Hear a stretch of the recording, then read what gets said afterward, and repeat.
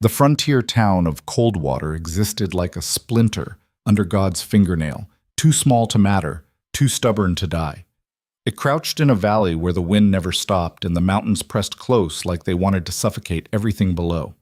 Winter came early and stayed late, and people learned quick that survival meant keeping your head down and your mouth shut unless you had something worth saying. Clara Whitmore had learned that lesson the hard way. She'd been born here, which was her first mistake. Her mother died bringing her into the world, which was her second. Her father followed 6 years later, coughing up his lungs in a mining accident that everyone said was bound to happen to a man too drunk to tell a support beam from a shadow. That made Clara an orphan before she could write her own name, and orphans in Coldwater didn't fare well. The Hendersons took her in. That's what people said, anyway. Took her in. Like it was charity. Like it was kindness. What they meant was they took her labor. Clara cooked, cleaned, mended, and kept her mouth shut while Mrs. Henderson complained about the extra mouth to feed, and Mr. Henderson looked at her in ways that made her skin crawl. She left the morning of her 16th birthday with nothing but the dress on her back and her mother's wedding ring sewn into the hem. 7 years later, she was still here, still in Coldwater, still barely surviving. The shack sat on the eastern edge of town where the road gave up and turned into frozen mud. One room. A stove that worked when it felt like it. Walls so thin she could hear the wind thinking about coming inside. She paid rent to a man named Garvey who owned half the town and treated his properties like he treated his horses. Run them until they dropped, then find new ones. Clara worked when she could find it, mending, washing, sometimes cooking for the boarding house when their regular woman was sick. She stretched every penny until it screamed, ate once a day if she was lucky, and told herself that tomorrow might be different. Tomorrow was never different. The day Ethan Cross showed up started like every other. Clara woke before dawn because the cold wouldn't let her sleep. She dressed in layers, 2 shirts, both patched. A skirt that used to be brown but had faded to the color of old dishwater. The coat that didn't quite button anymore. She wrapped her hands in strips of cloth because gloves were a luxury she couldn't afford, then stepped outside into air so cold it hurt to breathe. The walk to town took 20 minutes. Long enough for her fingers to go numb, long enough to practice being invisible. She'd gotten good at it over the years, walking with her shoulders curved inward, her eyes on the ground, taking up as little space as possible. People looked through her more than at her, and that was fine. That was safer. The general store was crowded when she arrived. Saturday meant ranchers coming in from the outlying properties, cowboys spending their pay, families stocking up for the week ahead. Clara waited by the door until the crowd thinned, then approached the counter where Samuel Wright was counting change with thick fingers. "Flour," she said quietly. "Half pound." Samuel didn't look up. 20 cents. She put the coins on the counter, watched him weigh out the flour with his thumb on the scale, knew he was shorting her, said nothing. "Anything else?" "Bread. Day old if you have it," he snorted. Turned to the shelf behind him and came back with a loaf so hard it could have been used as a weapon. 10 cents. Clara counted out the money, felt the lightness in her pocket where the rest of her week's earnings used to be. 30 cents for flour and bread. That left her with a nickel for the next 6 days. She was turning to leave when Margaret Sutton walked in with her daughter, both of them dressed in wool coats with fur collars. Margaret's eyes swept over Clara like she was reading a price tag. "Clara Whitmore," Margaret said, her voice pitched loud enough for everyone to hear. "I heard you were looking for work." Heat crept up Clara's neck. "Yes, ma'am. The church is hosting a social next month. We'll need someone to help with the cooking." Margaret paused, adjusted her gloves.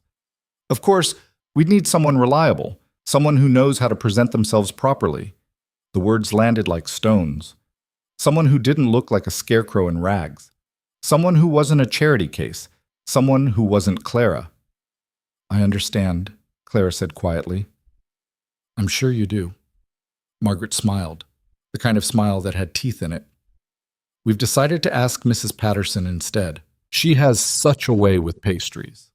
Margaret swept past, her daughter following, and Clara stood there holding her day-old bread while the store went quiet in that particular way that meant everyone was listening, but pretending not to. Samuel cleared his throat. "That all, Clara?" "That's all." She walked out before anyone could see her face. The wind had picked up, throwing ice crystals that stung like needles. Clara tucked the bread inside her coat and started walking, her vision blurred with something that might have been tears or might have been the cold. She was halfway home when she heard boots on frozen ground behind her. "Miss Whitmore." The voice was unfamiliar, deep. Clara turned and found herself looking at a man she'd never seen before. Tall, broad-shouldered, with a face that looked like it had been carved from the same granite as the mountains. Dark hair going gray at the temples, eyes that were pale blue and sharp as broken glass. He wore a heavy coat that actually fit, leather gloves, boots that weren't held together with hope and string. Money, Clara thought. This man had money. "Yes?" Her voice came out smaller than she meant it to. "Name's Ethan Cross. I own the Triple Cross Ranch, about 15 miles north." He gestured vaguely toward the mountains. "I'm looking to hire a cook." Clara's heart did something complicated in her chest. "A cook?" "For my men. Got about 20 hands, more during calving season. Current cook broke his leg last week. Won't be working again before spring." Ethan studied her face. "Samuel Wright said you might be available." Samuel Wright, who'd shorted her on flour 10 minutes ago, was recommending her for work. The world had officially stopped making sense. Clara started, then stopped. Her mind was racing, tripping over itself. "I don't have experience cooking for that many people. Can you make beans that don't taste like boot leather?" "Yes." "Can you bake bread that won't break teeth?" "Yes." "Can you show up on time and do the work without complaining?" Clara straightened her spine. "Yes." "Then you're qualified." Ethan pulled a glove off, extended his hand. "Job pays $30 a month plus room and board. You'd live in the main house, have your own room. Meals included. Work starts at 4 in the morning, ends when dinner's cleaned up. 1 day off a week, your choice, which one?" $30, room and board. Clara's entire body went hot, then cold, then hot again. "Why me?" she asked. Ethan's expression didn't change. "Because you're available and you need the work. I'm not offering charity, Miss Whitmore. I need a cook. You need a job. Simple as that." Nothing was ever simple. Clara had learned that the hard way. But $30 a month was more than she made in 3 months of mending and washing. And room and board meant not freezing in that shack, not stretching pennies until they disappeared, not wondering if she'd eat today. It also meant leaving Coldwater, living on a ranch full of men she didn't know, trusting a stranger. "I'd need to think about it," she said. "Fair enough." Ethan pulled his glove back on. "I'm staying at the boarding house tonight. Heading back to the ranch tomorrow morning early. If you're interested, meet me at the livery at dawn. If not, I'll find someone else." He tipped his hat and walked away, leaving Clara standing in the frozen street with her day-old bread and a choice that felt too big for her hands. She didn't sleep that night, paced her small room until she wore tracks in the floor. $30. Room and board. A chance to leave this town where everyone knew her as the orphan girl, the charity case, the one who'd never amount to anything. But what if she failed? What if she couldn't do the work? What if those ranch hands looked at her the way people in Coldwater did? Like she was something to be tolerated at best, mocked at worst? What if this was just another way to be humiliated? Clara sat on her bed as the hours crept toward dawn. The ring sewn into her dress hem pressed against her leg. Her mother's ring. The only thing she had from the woman who'd died giving her life. What would her mother tell her to do? The answer came quietly. Live. Clara stood, packed her few belongings into a canvas bag. 2 shirts, 1 skirt, undergarments, a hairbrush with half its bristles missing. She unsewed the ring from her hem and put it on a chain around her neck, tucked under her shirts where no one would see. Then she sat and waited for the sun. Dawn came gray and bitter. Clara walked to the livery with her bag over her shoulder, her breath making clouds in the frozen air. She half expected Ethan Cross to not be there, some kind of cruel joke. But when she rounded the corner, she saw him loading supplies into a wagon, his movements efficient and practiced. He looked up when he heard her boots on the ice. "Miss Whitmore." "Mr. Cross." "You're early." Seemed important not to waste your time. Something flickered in Ethan's expression. Not quite a smile, but close. "Put your bag in the back. We've got a long ride ahead." The wagon had a bench seat. Clara climbed up, settled herself as far to one side as possible. Ethan took the other side, gathering the reins. The horses leaned into their harnesses and the wagon lurched forward, wheels crunching on frozen ground. They left Coldwater behind without ceremony. No one waved, no one watched them go. Clara looked back once, at the little shack on the edge of town, and felt nothing. Not sadness, not relief. Just nothing. First time leaving? Ethan asked. First time having somewhere to go. He made a sound that might have been agreement. They rode in silence for a while, the landscape rolling past. Frozen fields, bare trees, mountains getting closer with every mile. Tell me about the ranch, Clara said finally. What do you want to know? The men. What are they like? Ethan was quiet for a moment. Rough. Most of them have been working cattle since they could walk. They're good men, but they're not refined. They'll test you. Test me how? See if you break easy. See if you'll run. He glanced at her. They've been through 3 cooks in 2 years. Last one quit after a week, said the men were too crude. One before that couldn't handle the work. One before that stole from the pantry and got fired. Clara's stomach sank. So they're expecting me to fail. They're expecting you to be temporary. Show them you're not, and they'll come around. And if I can't? Ethan's jaw tightened. Then I'll have wasted a day and you'll have wasted an opportunity. But I don't think that's going to happen. Why not? Because you said yes. He kept his eyes on the road. Most people in your situation would have said it was too risky, too uncertain. You said yes anyway. That tells me something. Clara wanted to ask what it told him, but she was afraid of the answer. Afraid he saw something in her that wasn't really there. Afraid she'd disappoint him like she'd disappointed everyone else. The ranch came into view around midday. Clara's first thought was that it was bigger than she'd expected. A large main house made of timber and stone, smoke rising from multiple chimneys. A barn that could hold 100 horses, corrals spreading out like fingers. Smaller buildings scattered around, bunkhouse, storage sheds, what looked like a smithy. And everywhere, movement, men working, horses being exercised, cattle in distant pens. Ethan pulled the wagon up to the main house.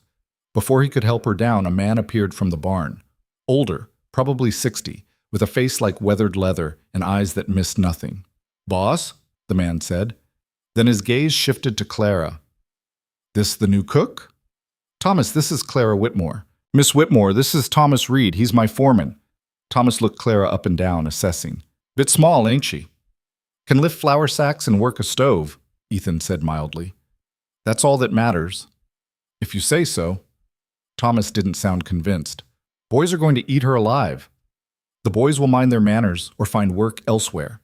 Ethan's voice didn't change, but something in it made Thomas straighten slightly. "Yes, sir." Ethan climbed down, then offered Clara his hand. She took it, surprised by the calluses on his palm. Rich man's hands were supposed to be soft, weren't they? These felt like working hands. The main house door opened and a woman stepped out. Older, maybe 50, with gray hair pulled back tight and an apron that had seen better days. "Martha," Ethan said, "this is Clara Whitmore. She'll be taking over the cooking." Martha's eyes narrowed. "She looks half-starved." "Then it's good she'll be working in a kitchen." Ethan picked up Clara's bag. "Show her the room. Explain how things work. Dinner's at 6. Think you can manage that, Miss Whitmore?" Clara lifted her chin. "Yes, sir." "Good."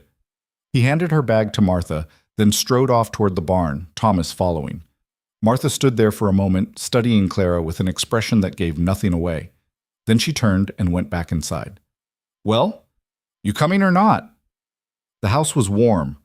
That was Clara's first clear thought. Actually warm, not just less cold than outside. Heat radiated from a large fireplace in what looked like a sitting room, and she could smell wood smoke and coffee and something savory that made her stomach clench with hunger. "Kitchen's through here," Martha said, leading her down a hallway. "Main room's for the boss and any guests. You'll eat in the kitchen with me. Men eat in the bunkhouse unless there's a special occasion." The kitchen was larger than Clara's entire shack. A massive stove dominated one wall. Counters ran along 2 others scarred from years of use. Pots and pans hung from hooks. Sacks of flour and cornmeal stacked in the corner. A door led to what looked like a cold pantry. "You know how to work a stove like that?" Martha asked. Clara approached it cautiously. Cast iron, 6 burners, 2 ovens, bigger than anything she'd seen, but the principle was the same. I can figure it out. You'd better. 20 men expect 3 hot meals a day, and they're not shy about complaining if it's not up to standard. Martha opened a door off the kitchen. This is your room. It was small. A bed, a dresser, a window that looked out toward the mountains, a rug on the floor, a quilt on the bed that looked handmade. Clara set her bag down slowly. This is for me? Who else would it be for? Martha's voice was sharp but not unkind. You'll have privacy, door locks from the inside. Any of the men bothers you, you tell the boss. He doesn't tolerate that kind of nonsense. Thank you, Clara managed. Don't thank me yet. You haven't made it through your first day. Martha crossed her arms. Old cook left recipes. They're in the drawer by the stove. Breakfast is at 5, lunch at noon, dinner at 6. Coffee needs to be ready by 4:30 because the boss drinks it before heading out. You'll do all the cooking, all the baking. I handle the main house cleaning and laundry, but the kitchen's your domain. Questions? Clara had about 1,000 questions. She asked the most important one. What if I mess up? Martha's expression softened slightly. Then you learn from it and do better next time. The boss isn't unreasonable. He knows you're new. She paused. But the men will be watching. They'll be waiting for you to fail. Don't give them the satisfaction. After Martha left, Clara stood in her little room and tried to process everything. The bed was bigger than the one in her shack. The dresser was actual furniture, not crates stacked together. The window had glass, not oiled paper. She unpacked her bag. 2 shirts, 1 skirt, undergarments, hairbrush. Her belongings looked pathetic spread out on the dresser. She put her mother's ring in the top drawer, hidden under her spare shirt. Then she went to the kitchen and opened the recipe drawer. The previous cook's handwriting was cramped and hard to read, but Clara made out the basics. Biscuits, beans, stew, roast, bread. Nothing fancy, but feeding 20 men wasn't about fancy. It was about quantity and consistency. She found an apron hanging on a hook, put it on, rolled up her sleeves, started taking inventory. Flour, plenty. Lard, plenty. Salt pork, hanging in the cold pantry. Beans, 3 different types. Potatoes, a whole bin. Onions, carrots, coffee, more than she had seen in her entire life. Clara's hands were shaking, not from fear, from possibility. She could do this. She'd been cooking since she was 6 years old. She knew how to stretch ingredients, how to make a little meat feed a lot of people, how to bake bread that rose properly and biscuits that didn't taste like rocks. She could do this. At 4:30, she made coffee. Strong enough to strip paint, the way she'd heard cowboys liked it. At 5, she started breakfast. Biscuits, 4 dozen. Salt pork, fried crisp. Gravy, thick and peppery. Fried potatoes with onions. Martha appeared at 5:30, sniffed the air, and gave Clara a look that might have been approval. At 6, Ethan walked in. He changed clothes, work shirt, vest, boots splattered with mud. He poured himself coffee, took a sip, and made a sound that might have been satisfaction. Good? Clara asked. Good. He sat at the kitchen table. The men are eating in the bunkhouse. Martha will take their food over. I eat in here. Clara plated food for him, watched as he ate methodically, efficiently. When he was done, he stood and brought his plate to the counter. Thank you, Miss Whitmore. You're welcome, Mr. Cross. He paused at the door. Call me Ethan. We're not formal here. Then call me Clara. He nodded and left. Clara stood in the quiet kitchen, surrounded by dirty dishes and the smell of coffee, and felt something unfamiliar stirring in her chest. Hope, maybe. Or maybe just the absence of despair. The next morning, she woke at 3:30 and started again. Breakfast, lunch, dinner. The rhythm was brutal but steady. Her feet ached. Her back screamed. But she kept moving. On the 3rd day, Martha came back from delivering lunch to the bunkhouse with an odd expression. What? Clara asked. Ramon said the biscuits were better than the last cook's. Clara's heart skipped. Ramon? One of the hands. Mexican fellow, been here longer than anyone. He doesn't give compliments easy. Martha set the empty platters down. Don't let it go to your head. They're still waiting for you to slip up. On the 5th day, Ethan stopped her as she was cleaning up after dinner. The men want to know if you can make pie. Clara looked up from the dishes. What kind? Doesn't matter. They just want to know if you can do it. It was a test. Clara knew that. I can make pie. Good. Make one for tomorrow's dinner. She stayed up late that night working by lamplight. Apple pie, made with dried apples soaked in water until they were soft. Sugar, cinnamon, butter. The crust she rolled out 3 times until it was perfect, then assembled everything and slid it into the oven. The smell filled the kitchen. Martha wandered in, drawn by the scent. That smells like my mother's kitchen, she said quietly. The pie came out golden, the crust flaky. Clara let it cool, then covered it with a cloth. Tomorrow the men would taste it and judge her.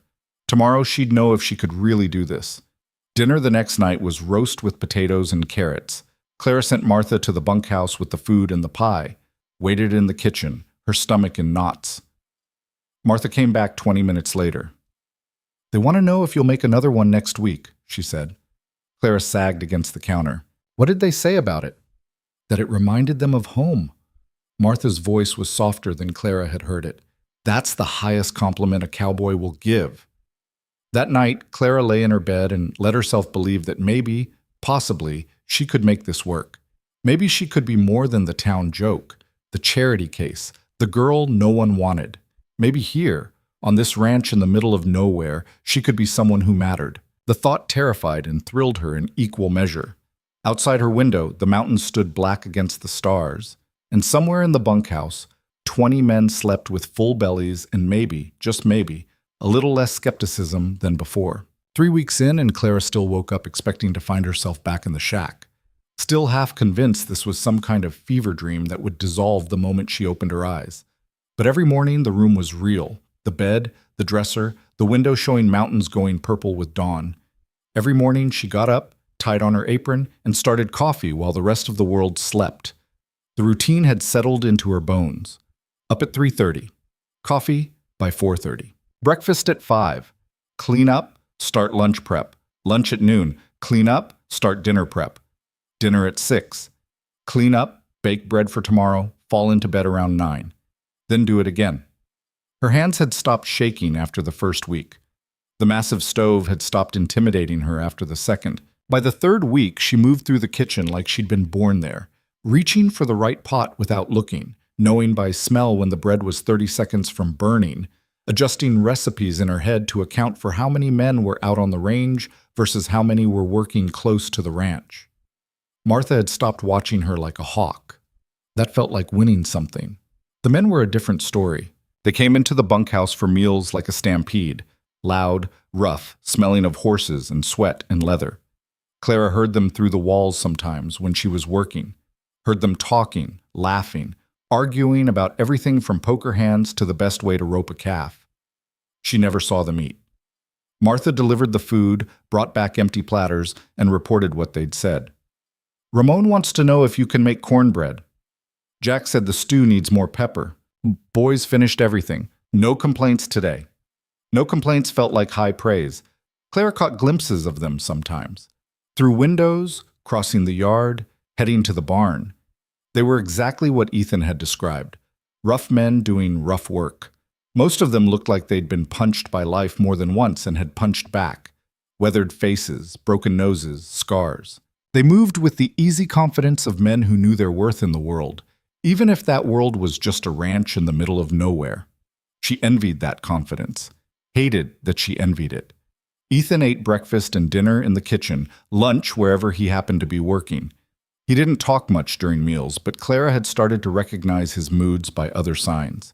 The way he held his coffee cup when he was thinking through a problem. The tightness around his eyes when something had gone wrong. The rare moments when his shoulders relaxed and he looked almost content. He'd been fair with her, more than fair. He'd given her space to learn, hadn't criticized when she'd burned a batch of biscuits her second day, had simply eaten around the charred edges and said nothing. When she'd asked if he had preferences for meals, he'd told her to cook what she knew how to cook well. No point in trying to impress us with something fancy that'll fall apart, he'd said. Simple food, done right, that's all anyone needs. So she gave them simple food, done right. And slowly, meal by meal, she felt herself becoming less temporary. Then came the morning everything shifted. It was a Tuesday, early November. Clara was rolling out pie dough when Martha came into the kitchen looking flustered. "Boss wants to see you," Martha said. "In his office." Clara's stomach dropped. "Did I do something wrong?" "Didn't say. Just said to send you in when you had a minute." A minute. Like there were minutes to spare in the morning rush. Clara wiped her hands on her apron, checked that her hair wasn't completely falling out of its pins, and walked down the hall to Ethan's office. She'd never been inside. The door was open and Ethan sat behind a desk covered in papers, ledgers, and what looked like supply orders. He glanced up when she knocked on the doorframe. "Clara, come in." She stepped inside, hands folded in front of her like a schoolgirl. "Martha said you wanted to see me." "The men want to meet you." Clara blinked. "What?" "You've been here 3 weeks. You've been cooking their food, making it better than they've had in years. They want to meet the person doing it." Ethan leaned back in his chair. "I told them you'd join us for dinner tomorrow, in the bunkhouse." Every muscle in Clara's body locked up. "In the bunkhouse!" "It's not a request, Clara. It's how things work here. The cook's part of the crew, not separate from it. They need to know you're real, not just hands in the kitchen." Clara's throat closed. She forced words out anyway. "I'm not good with people." "You don't have to be good with them. You just have to show up." Ethan's expression didn't change. "They're rough, but they're not cruel. They won't bite." Clara wasn't worried about biting. She was worried about the way men looked at her sometimes, like she was less than. She was worried about 20 pairs of eyes judging her, finding her wanting. She was worried about saying something stupid or tripping over her own feet or doing any of the 1,000 things she did that made people dismiss her. "What if they don't like me?" she asked quietly. Ethan stood, came around the desk. "They already like your cooking. That's 90% of the battle. The other 10% is just showing them you're not afraid of them." "I am afraid of them." "Then don't show it." His voice wasn't unkind. "You've survived this long by being invisible. But invisible doesn't work here. These men need to know they can depend on you, same as you can depend on them. Tomorrow night, you show up. You eat with us. You let them see you, that's all." Clara wanted to argue, wanted to say she wasn't ready, that this was too much, that she'd rather just stay in the kitchen where it was safe. But Ethan was right about one thing. Invisible didn't work here. She'd taken this job to be more than the town joke, more than nothing. You couldn't be more than nothing while hiding in the shadows. "Okay," she said. "Tomorrow night." She spent the next day in a state of barely controlled panic. Burned the bacon at breakfast because she wasn't paying attention. Oversalted the stew at lunch. Dropped a spoon 3 times before Martha took it away from her and told her to sit down before she hurt herself. "It's just dinner," Martha said. "You've been feeding them for weeks." "I haven't been in the same room with them." "So you'll be in the same room. They're men, not wild animals. Well, mostly not wild animals." Martha's mouth twitched. Charlie might be questionable. Clara didn't laugh. Couldn't. Her hands were shaking again, the way they had her first day. Dinner was roast chicken with potatoes and gravy, green beans, fresh bread. Another pie because she'd learned the men would eat pie until they exploded if given the chance. She packed everything into baskets, then stared at herself in the small mirror in her room. She looked like exactly what she was. A skinny girl in a patched dress and an apron, hair pulled back in a knot that was already falling apart. No amount of pinning would make her look like she belonged among cowboys. No amount of anything would. Martha appeared in the doorway. "Ready?" "No." "Good. Let's go anyway." The bunkhouse sat 50 yards from the main house, a long building with smoke coming from its chimney and lamplight glowing in the windows. Clara could hear voices inside, loud and overlapping. Her feet wanted to stop walking. She made them keep going. Martha pushed the door open without knocking. The noise cut off like someone had pulled a plug. 20 men sat at 2 long tables, plates in front of them, all of them turning to look at the door. At Clara. She froze. Her brain went completely blank. Every word she'd ever known evaporated. Then Ethan stood from his place at the head of one table. "Evening, Clara." His voice broke the spell. Clara managed to nod. "Evening. Boys, this is Clara Whitmore. Clara, this is everyone." Ethan gestured to an empty chair beside him. "Have a seat." Clara walked to the chair on legs that felt like they belonged to someone else. Sat down. kept her eyes on her plate while Martha and two of the men distributed food. "So you're the one making those biscuits," someone said. Clara looked up. The man who'd spoken sat across from her, probably 40, with a scar running through one eyebrow and a grin that looked slightly dangerous. "Yes," Clara managed. "Thought you'd be bigger. Cooking for this many people." "Size doesn't matter much when you know what you're doing," Clara said, then immediately regretted it because it sounded defensive. But the man laughed. "Fair enough. Name's Jack. I'm the one who said your stew needed more pepper." I added more pepper. Noticed, appreciated. Jack shoved a forkful of chicken into his mouth, still grinning. The man next to him, older with gray in his beard, nodded at her. "Ramon, best biscuits I've had since my mother died." Claire's throat tightened. "Thank you." Around the table, other men introduced themselves. Thomas she already knew. Then there was Charlie, young, barely 20, with red hair and freckles. Pete, who was missing 2 fingers on his left hand. Samuel, not to be confused with the Samuel from the general store. Henry, Frank, Diego. The names blurred together, too many to remember. But they were trying, actually making an effort to welcome her, and that was more than she'd expected. "How you finding the work?" Ramon asked. "Busy," Clara said, "but manageable." "Old cook used to complain constantly," Jack said. "Said we were ungrateful bastards who didn't deserve good food." "Were you?" Clara asked before she could stop herself. The table erupted in laughter. Even Ethan's mouth twitched. "Probably," Jack admitted, "but we've been better behaved for you." "Because she can actually cook," someone down the table called. "Last guy couldn't boil water without burning it." "He tried to make pie once," Charlie said. "It was like eating sweetened leather." "Your pie, though," Ramon said, pointing his fork at Clara. "That's real pie." Clara felt heat rising in her face. "It's just pie." "Just pie," she says. Ramon shook his head. "You hear that, boys? Just pie." "Don't let her fool you," Martha said from the end of the table. "She was up past midnight making that crust perfect." Clara shot Martha a betrayed look. Martha smiled serenely. Ethan cleared his throat. "Since we're all here, worth mentioning that we've got the fence crew coming in from the north pasture tomorrow. That'll be 5 extra for meals for the next week." Clara's mind immediately started calculating. 5 extra meant more biscuits, more bacon, larger roasts. She'd need to check the pantry, make sure they had enough flour. "You all right with that?" Ethan asked, watching her. "Yes," Clara said. "I'll manage." "She'll manage," Jack repeated. "Listen to that confidence. Better than listening to you," someone shot back, and the table dissolved into good-natured arguing. Clara ate her dinner and tried not to feel overwhelmed. These men were loud and rough, and some of their language made her ears burn, but they weren't mean. They weren't mocking her. They were just men, doing their best in a hard world. After dinner, she helped Martha clear plates. The men started a card game at one end of the table, money and cigarettes appearing like magic. Clara was washing dishes in the bunkhouse kitchen, a smaller, grimier version of the main house kitchen, when Ramon appeared beside her. "Need help?" "I've got it." "Mind if I talk while you work?" Clara glanced at him. "About what?" "My wife used to cook like you. Everything made with care, you know. She'd spend hours on a single meal, making sure it was right." Ramon's voice was quiet. "She passed 2 years ago. Sometimes your food reminds me of her. Wanted to say thank you for that." Clara's hand stilled in the dishwater. "I'm sorry about your wife." "Me too." Ramon picked up a dish towel, started drying. "Point is, you're doing good work here. Don't let the boys' rough edges fool you. They notice. They appreciate it. They have a funny way of showing it.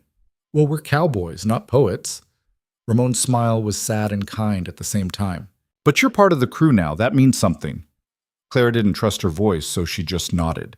She walked back to the main house later with Martha, the night cold and clear. Stars everywhere, thick as spilled salt. "That wasn't so bad, was it?" Martha asked. "No," Clara admitted. "It wasn't. They're good men. Rough, but good. You'll see." Clara went to bed that night feeling something shifting inside her. She'd faced the men and survived. More than survived. They'd welcomed her, told her she belonged. It wasn't everything, but it was something real. 2 days later, the blizzard warning started.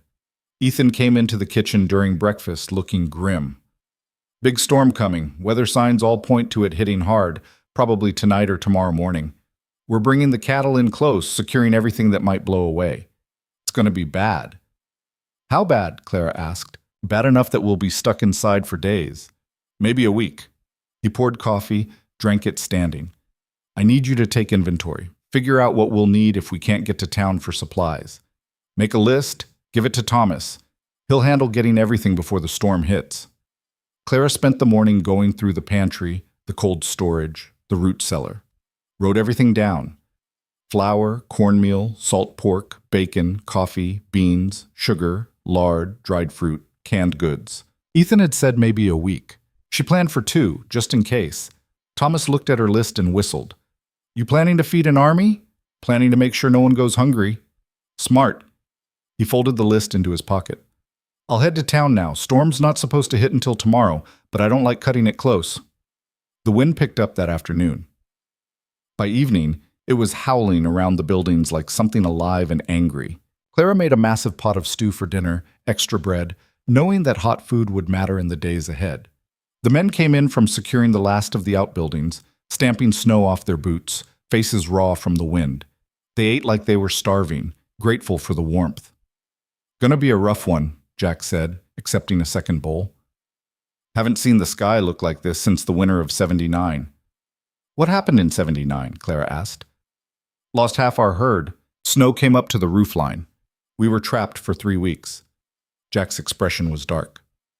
Found cattle frozen, standing up when it finally melted. Ramon shot him a look. Don't scare her. I'm not scared, Clara said, though her stomach was tight. I've been through winters before. Not like this one, Charlie said quietly. This one's going to be bad. He was right. The storm hit around midnight. Clara woke to the sound of wind screaming, throwing ice against her window so hard she thought the glass might break. She got up, lit a lamp, and went to the kitchen. No point trying to sleep through that noise. She started bread, mixing, kneading, setting it to rise, the familiar motions calming her hands, if not her mind. Outside, the world had disappeared into white chaos. Ethan found her there at 4 a.m, up to her elbows in dough. Couldn't sleep either? He asked. Too loud. He poured coffee, sat at the table. Storm's worse than I thought it would be. We're not going anywhere for a while. How long? Days, maybe more. He rubbed his face. As long as everyone stays put, we'll be fine. It's when people get stupid and try to go out in it that things go wrong. Clara shaped the dough into loaves, set them in pans. What do you need from me? Keep cooking. Keep everyone fed. That's the most important thing right now. Full bellies and hot coffee. Everything else we can handle. The first day of the storm, everyone stayed relatively calm. The men played cards in the bunkhouse. Ethan worked on ranch accounts in his office. Martha mended clothes, Clara cooked and baked and tried not to think about the wind. The second day, tempers started fraying, cabin fever setting in. Clara heard raised voices from the bunkhouse, an argument over something stupid. She sent over extra pie with lunch. The voices quieted. The third day, someone knocked on the main house door during breakfast. Ethan answered it and came back looking tense. We've got a problem, he said. The Hutchinson place, about 2 miles west. Their boy, maybe 8 years old, was playing outside yesterday before the storm got really bad. He didn't come home. Clara's blood went cold. He's out there? His father thinks he might have tried to walk here. The boy's friends with Charlie, comes around sometimes. If he got lost in this... Ethan didn't finish the sentence, didn't have to. We have to find him, Clara said. We can't. Not in this. Visibility's maybe 10 feet. Temperature's 20 below. Anyone who goes out there is risking their life. So we just let him die? Ethan's jaw tightened. I didn't say that. I said we can't go out in this. We have to wait for a break in the storm. That could be days. He doesn't have days. I know that, Clara. His voice was sharp. But I'm not sending my men to die looking for one boy. I can't lose 6 people trying to save one. Clara stared at him, saw the conflict in his face, the terrible math he was doing in his head, saw him hating himself for it, but also saw him being practical, being a leader, making the hard choice. She understood. Hated it, but understood. The day dragged on. The wind didn't let up. Clara cooked lunch, dinner, kept the coffee going. tried not to think about a child lost in the white, freezing, alone. That night, lying in bed, she couldn't stop thinking about it. 8 years old. Maybe the same age she'd been when her father died. Old enough to be scared. Old enough to know he was in trouble. She got up, dressed in every layer she owned, found her coat, wrapped her hands, pulled on the boots Martha had given her last week. The kitchen was dark. She took bread, wrapped it in cloth, took a flask of whiskey from the pantry, took matches, put everything in a canvas bag. Then she went to the door. "Where do you think you're going?" Clara jumped. Ethan stood in the hallway, fully dressed, arms crossed. "I'm going to find that boy," Clara said. "No, you're not. You can't stop me." "I absolutely can." Ethan's voice was flat. "You'll be dead in an hour." "Maybe, but at least I'll have tried." "You'll die and the boy will still be lost, and I'll have lost my cook for nothing." Ethan stepped closer. "This is not bravery, Clara. This is suicide. That boy is 8 years old. I know. He's alone and scared and freezing." "I know. Then how can you just—" Clara's voice cracked. "How can you just sit here?" "Because I'm responsible for 20 men, not just one boy. Because I have to make choices that keep the most people alive, even when those choices feel wrong." Ethan's eyes were hard. "I hate it too, but that's what leadership is." Clara felt tears burning. "Then I'm going. You can't lead me. I don't work for you in this. This is my choice. If you walk out that door, you're fired." The words hit like a slap. Clara's hand was on the doorknob. She could feel the cold radiating through the wood. "Fire me then," she said. "I'd rather die trying to save him than live knowing I could have helped and didn't." She opened the door. The wind nearly tore it from her hands. Snow and ice blasted into the kitchen. Clara stepped out into the howling white. The door slammed shut behind her. The cold was immediate and absolute. Clara couldn't see 5 feet ahead. The wind shoved her sideways, nearly knocked her down. She leaned into it, started walking west, toward where the Hutchinson place should be. 2 miles. In this weather, it might as well be 200. She counted steps, lost count, started over. The world was nothing but white noise and stinging ice. Her face went numb. Her hands went numb. She kept walking. Then behind her, a voice. "Clara, stop!" She turned, saw a shape in the white. Ethan, bundled in a heavy coat, rope coiled over his shoulder. "You stupid, stubborn woman," he shouted over the wind. "If we're doing this, we're doing it right. Give me your hand." He tied one end of the rope around her waist, the other around his, created a tether between them. "We go slow," he shouted. "We stay together. If either of us goes down, the other pulls them up. Understood?" Clara nodded, too grateful and too cold to speak. They walked into the storm together. Time stopped meaning anything.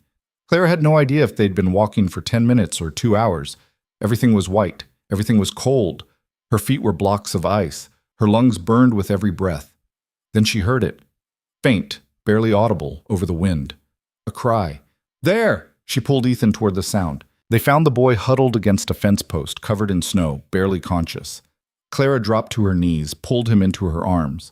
He was ice cold, lips blue, shaking so hard his teeth rattled. "We've got you," she said. "We've got you."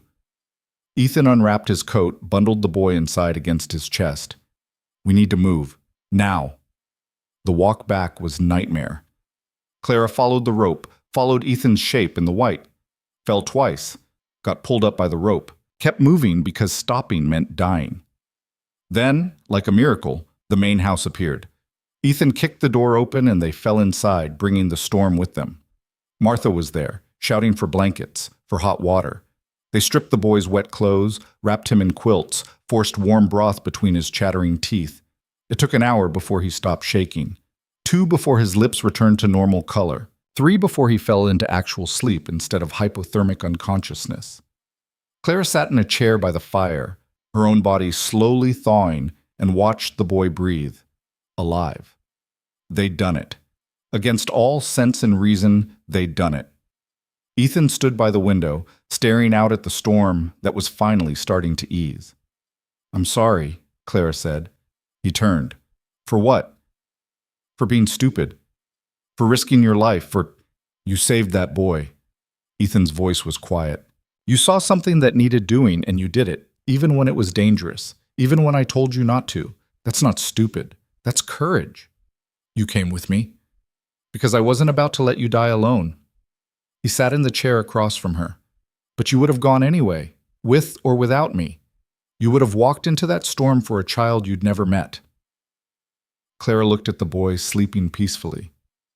He reminded me of me, alone, lost, needing someone to care enough to try. Someone did care. You. Ethan's expression was complicated. The men heard what you did. Thomas saw us come back. By tomorrow, everyone will know. Will they think I'm stupid too? They'll think you're braver than most of them. He stood, moved to the door. Get some rest, Clara. You've earned it. But sleep wouldn't come. Clara lay in her bed listening to the wind finally dying, thinking about the look in Ethan's eyes when he'd tied that rope between them. Thinking about what it meant that he'd followed her into the storm instead of letting her go alone. Thinking that maybe, for the first time in her life, someone had chosen her. Not out of pity, not out of obligation, but because they thought she was worth saving. The next morning, the storm had passed. The world was buried under 3 feet of snow, everything transformed into white silence. Clara woke to find Ramon at her door. The boy? She asked immediately. Awake, asking for food. Ramon's smile was warm. His father came to get him this morning, wanted to thank you, cried when he saw his son alive. Clara's throat tightened. I just did what anyone would do. No, Ramon said firmly. You did what most people wouldn't. You risked everything for someone else's child. That's not nothing. The men treated her differently after that. More respectfully, yes, but also more easily. Like she'd passed some test she hadn't known she was taking. They talked to her during meals, asked her opinion on things, included her in conversations. Jack started teaching her poker on her day off. Charlie brought her wildflowers when the snow finally melted. Ramon told her stories about his wife while helping with dishes. And Ethan? Ethan looked at her differently, like he was seeing something he hadn't noticed before. Like she was someone who mattered, not just someone who worked for him.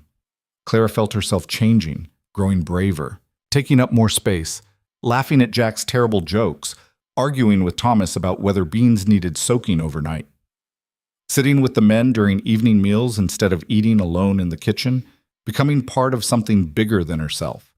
But underneath the growing confidence, fear still whispered, because mattering meant having something to lose. And Clara had spent her whole life losing things. She didn't know if she could survive losing this too. Spring came slowly to the mountains, reluctant and mean. The snow melted in patches, leaving mud that swallowed boots whole and turned every path into a wrestling match. Clara had been at the ranch 5 months now, long enough that she'd stopped counting days and started thinking in seasons. Winter was something she'd survived. Spring was something she was learning to navigate. The work changed with the weather. Calving season meant exhausted men stumbling in at all hours, needing coffee and food, regardless of the clock. Clara kept stew on the stove around the clock, biscuits in the oven, coffee strong enough to wake the dead. She'd lost track of how many times she'd woken at 2 a.m. to find Ethan in the kitchen, hollow-eyed and silent, eating whatever she put in front of him before heading back out. They'd settled into something that wasn't quite friendship, but was more than employer and employee. He trusted her now. She could see it in the way he'd ask her opinion about supplies, about whether they had enough flour to last until the next town run, about what the men might need after a particularly brutal day. She'd learned to read his silences, to know when he needed space and when he needed someone to just sit with him while he drank his coffee. What she hadn't learned was how to handle the way her heart jumped when he walked into a room. That was new. Unwelcome. Terrifying. Clara had spent 23 years convinced no one would ever look at her as anything other than a problem to solve or a joke to laugh at. The idea that she could want someone, that she could feel heat in her chest when Ethan's hand brushed hers reaching for the same coffee pot, that she could lose her train of thought when he smiled his rare smile, felt like standing on ice that was cracking under her feet. She'd built her life around being unwanted, didn't know what to do with wanting, so she did what she always did. Worked harder, kept busy, pretended the feeling would go away if she ignored it long enough. It didn't go away. March brought the first real warmth, and with it, news that the town was planning a spring social. Martha mentioned it over breakfast, reading from a notice that had come with the supply wagon. It says here there'll be dancing, food, music, whole towns invited. Martha glanced at Clara. You should go. I don't dance, Clara said automatically. Didn't ask if you could dance. Asked if you'd go. Why would I want to go back to Coldwater? Because you can't hide on this ranch forever, Martha said bluntly. And because people have been talking. Clara's hands stilled on the bread dough she was kneading. Talking about what? About you. About what you did in the storm. The Hutchinson boy told everyone who'd listen that you saved his life. His father's been telling the story at the saloon. People are curious. Let them be curious somewhere else, Clara. Martha's voice was gentler. You walked out of that town like you were nothing. Maybe it's time to walk back in and show them you're something. I don't need to prove anything to them. Maybe not. But maybe you need to prove it to yourself. The word stuck with Clara all day. Proved it to herself. Had she? She'd survived, yes. Found work, yes. Made a place for herself here on the ranch. But going back to Coldwater, facing the people who'd dismissed her, the people who'd watched her struggle and done nothing, that felt like volunteering for humiliation. That night, Ethan brought it up over dinner. The social's in 2 weeks, he said, cutting into his steak. I'm planning to go. Town business to handle, people to see. I'd like you to come with me. Clara nearly dropped her fork. Why? Because the ranch will be represented, and you're part of the ranch. He said it like it was obvious. The men are going. Martha's going. Seems like you should too. I don't belong there. You belong wherever you choose to be. Ethan looked at her directly. But I'm not ordering you. I'm asking. Come to the social. Let people see who you are now. Who was she now? Clara didn't have an answer. Wasn't sure there was one. But over the next 2 weeks, as spring dug in its heels and the ranch buzzed with preparation for the social, Clara found herself thinking about it more than she wanted to. Found herself wondering if Martha and Ethan were right. If maybe walking back into Coldwater with her head up would feel different than walking out with it down. The night before the social, Clara stood in front of her small mirror and took stock. She'd filled out since coming to the ranch. No longer looked like a skeleton in clothes. Her face had color. Her hands, though rough from work, were steady. She didn't look like the girl who'd left Coldwater. Didn't feel like her either, but she also didn't have anything to wear to a social. The knock on her door startled her. Martha stood there holding a dress, deep blue with a high collar and long sleeves.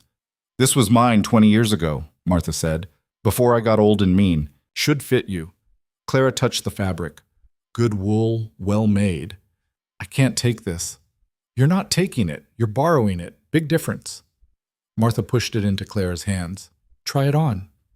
It fit almost perfectly. Clara had to take in the waist slightly, but the length was right, and the color made her eyes look less gray, more blue. She stood in front of the mirror and barely recognized herself. Well, Martha said from the doorway, look at that. It's just a dress. It's armor. Martha's smile was knowing. Every woman needs armor sometimes, especially when walking into battle. The ride to Coldwater took 3 hours. Ethan drove the wagon with Clara beside him, the men following on horseback, laughing and joking like they were heading to a celebration instead of a town social. Clara's stomach was twisted in knots, her hands clenched in her lap. You're going to break your fingers, Ethan said quietly. Clara forced her hands to relax. I'm fine. You're terrified. That too. They're just people, Clara. Same as always. You're the one who's changed. She wanted to believe that, wanted to feel the confidence that came so easily to him. But as Coldwater came into view, looking exactly the same as it had 5 months ago, Clara felt like that scared girl again. Invisible. Worthless. Nothing. The social was being held in the church hall, a large building at the center of town. Wagons crowded the street. People in their best clothes milling around, talking, laughing. Clara saw faces she recognized. Samuel Wright from the general store. Margaret Sutton with her daughter. The Hendersons.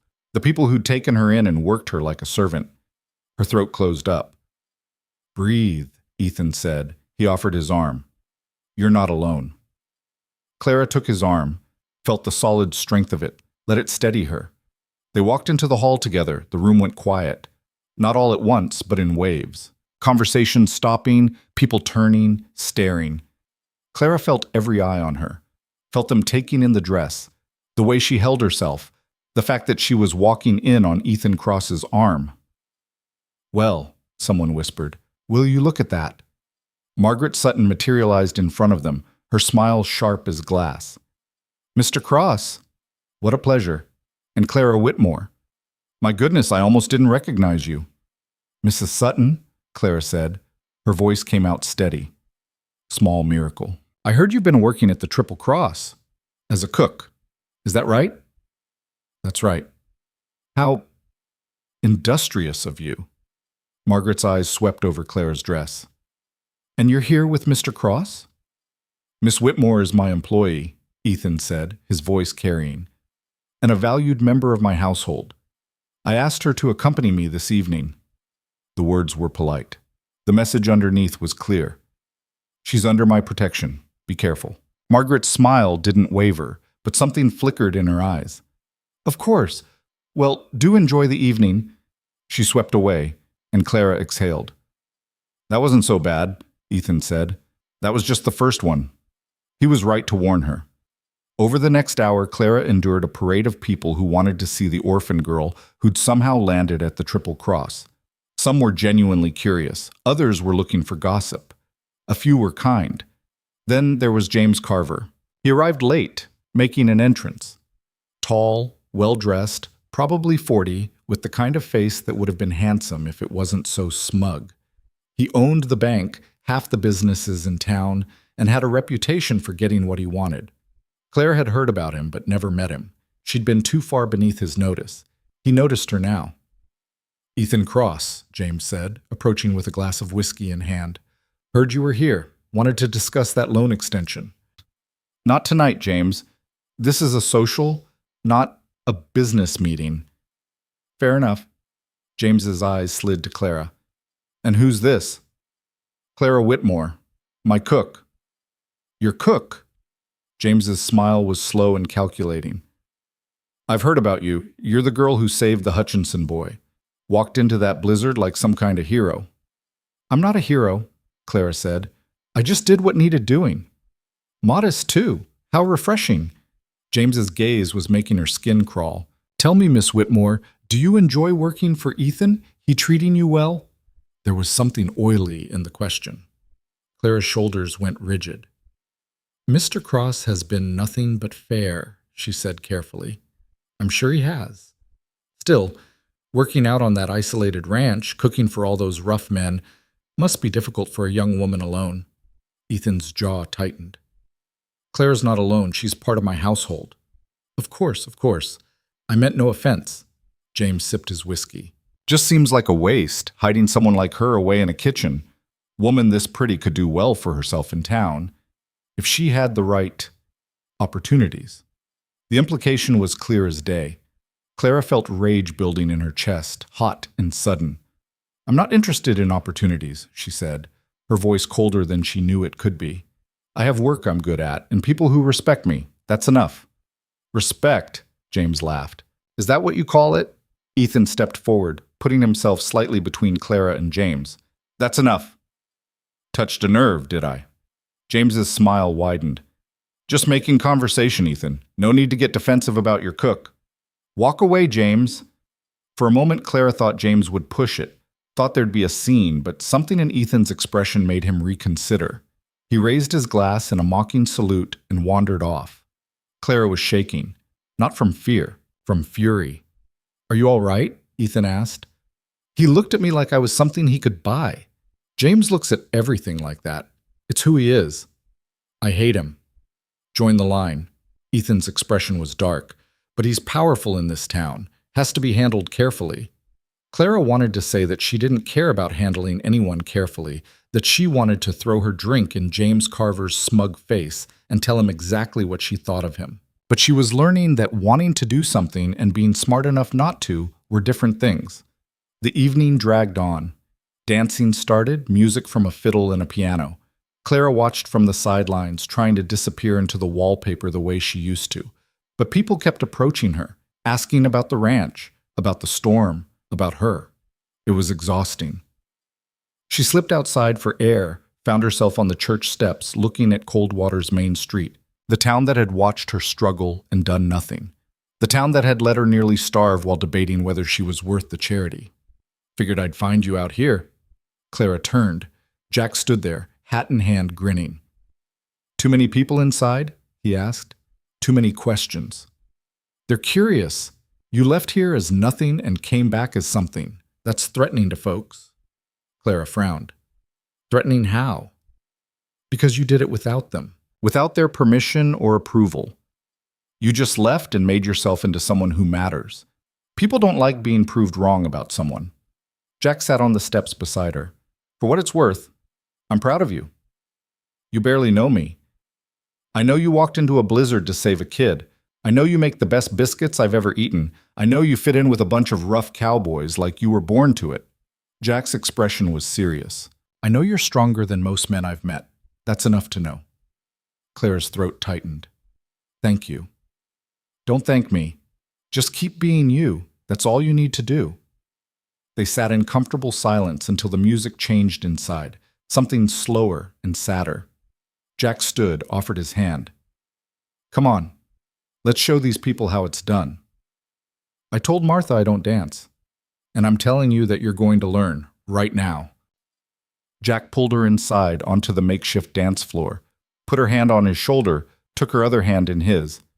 Just follow my lead, he said, and try not to step on my boots. They're new. Clara stumbled through the first few steps, her face burning, but Jack was patient, counting under his breath, guiding her through the movements. Slowly, awkwardly, she found the rhythm. There you go, Jack said. See? Not so hard.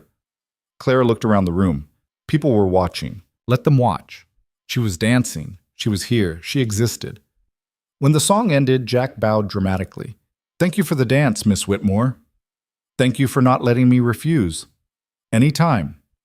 Clara was heading back to the sidelines when Ethan appeared in front of her. May I? He asked, gesturing to the dance floor. Her heart did something complicated. I'm not very good. Neither am I. We'll figure it out together. He led her back onto the floor. The music started, something gentle and slow. Ethan's hand was warm on her waist, steady and sure.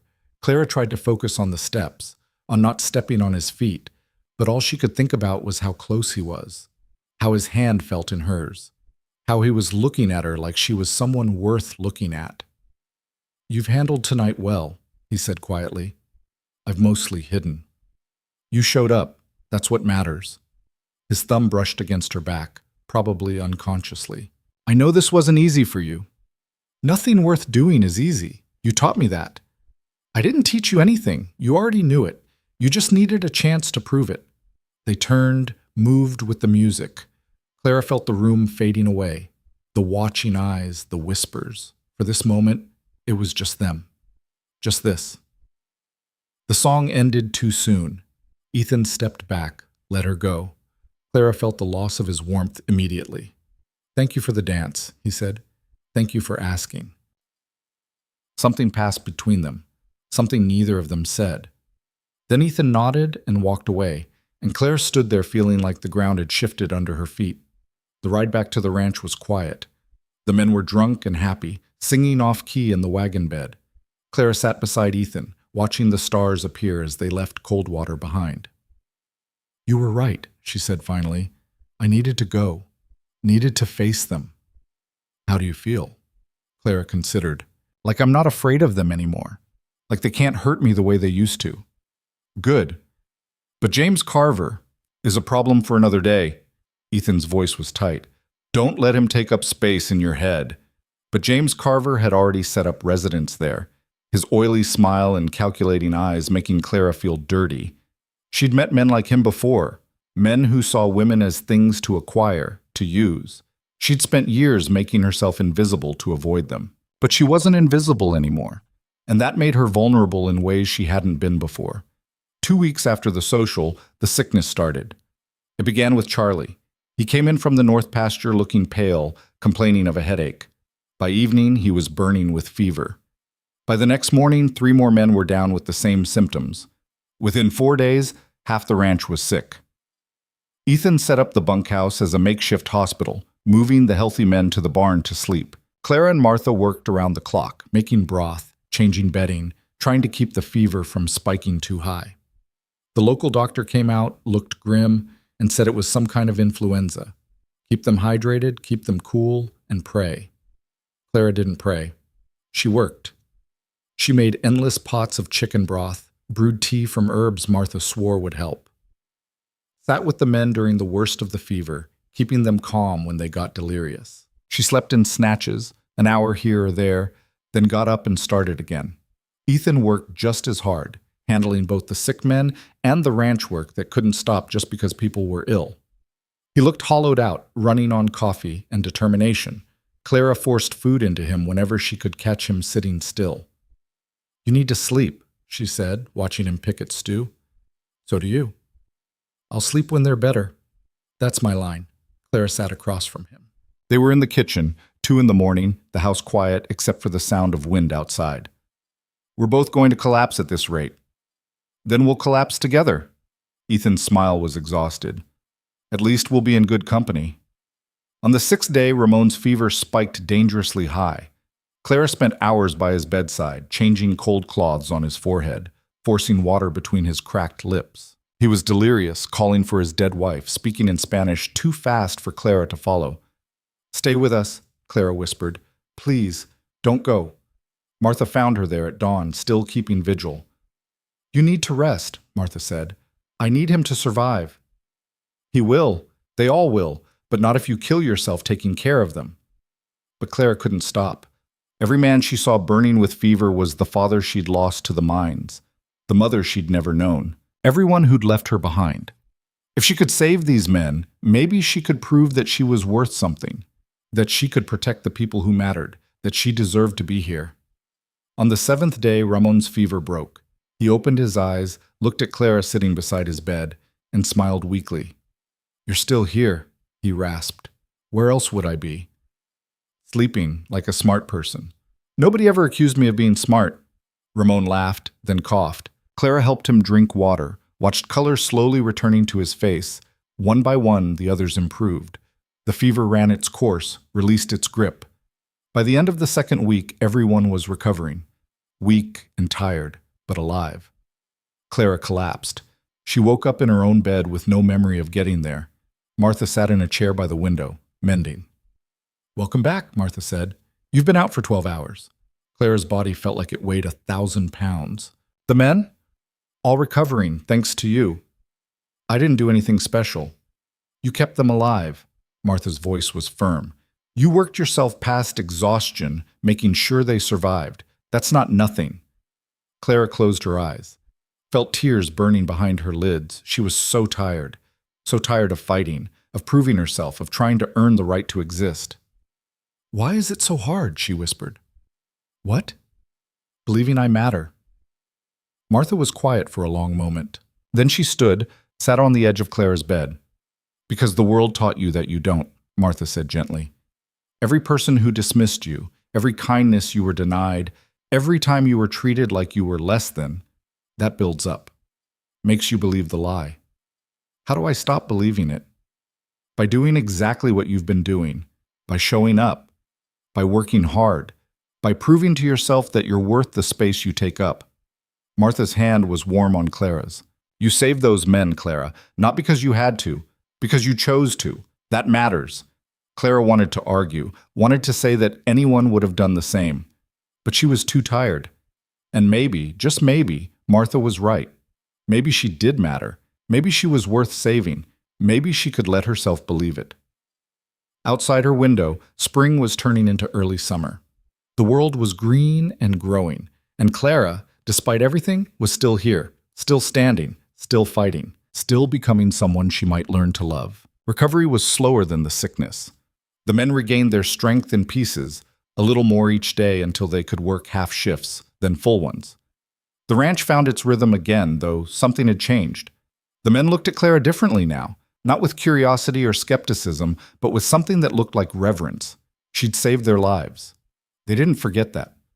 Clara didn't know what to do with their gratitude, tried to brush it off, but they wouldn't let her. Ramon brought her a carved wooden box he'd made during his recovery. "For keeping things safe," he said. Charlie picked wildflowers every morning and left them on the kitchen windowsill. Jack taught her to play poker properly and let her win exactly once before treating her like any other player. Even Thomas, gruff and difficult to read, nodded at her with something approaching respect when they crossed paths. And Ethan watched her with an expression Clara couldn't decipher, something warm and complicated that made her heart do things she couldn't control. They were sitting in the kitchen one evening, the dinner dishes washed and put away, when he finally said what had been building between them for weeks. "I don't know what I would have done if you'd gotten sick too." Clara looked up from the bread dough she was kneading. "You would have managed, same as always." "That's not what I mean." Ethan's hands were wrapped around his coffee cup, knuckles white. "When you collapsed, when Martha told me you'd worked yourself unconscious, I thought I'd lost you, and I realized I couldn't afford to lose you."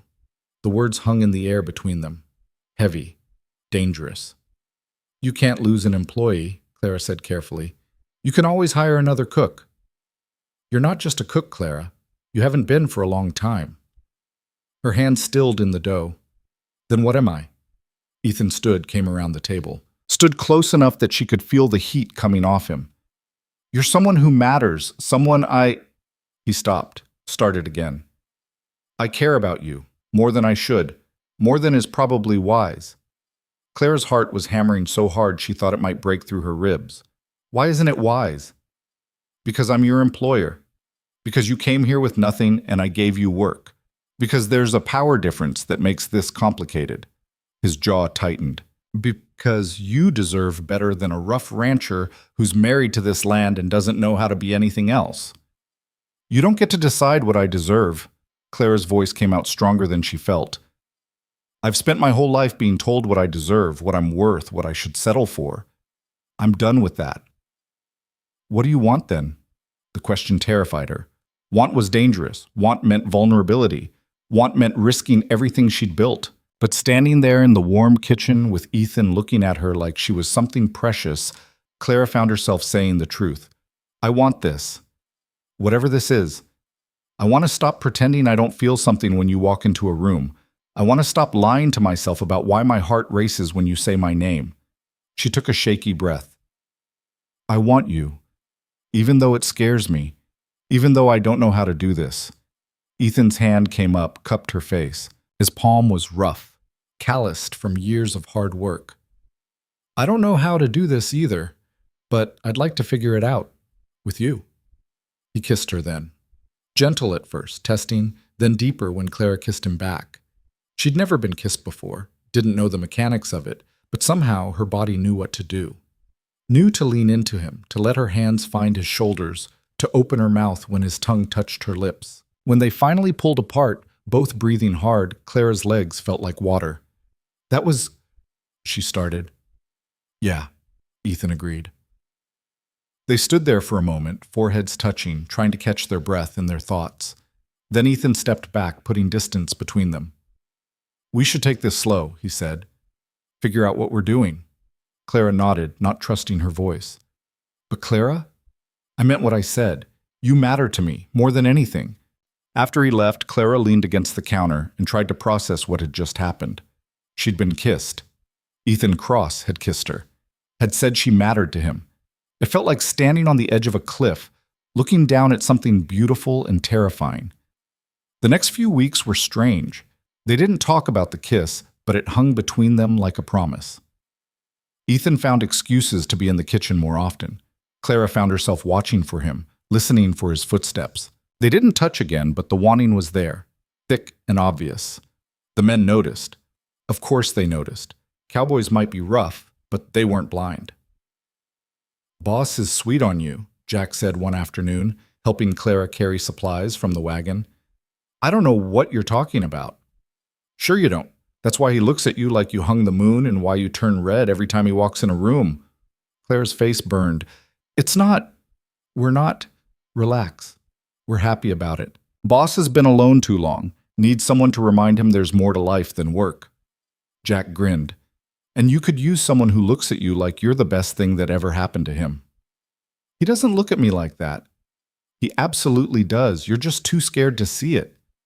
Jack was right, and Clara hated that he was right. She was scared, terrified. Because letting herself want this, letting herself believe she could have this, meant accepting that she was worth wanting. And that belief felt as fragile as glass. Then James Carver showed up.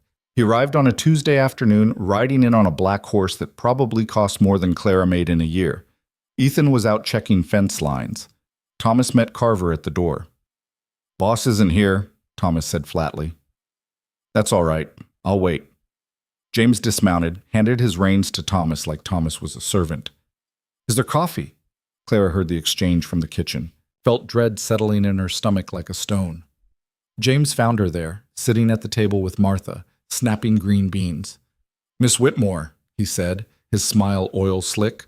"What a pleasant surprise." "Mr. Carver." Clara kept her eyes on the beans. "Ethan won't be back for a few hours."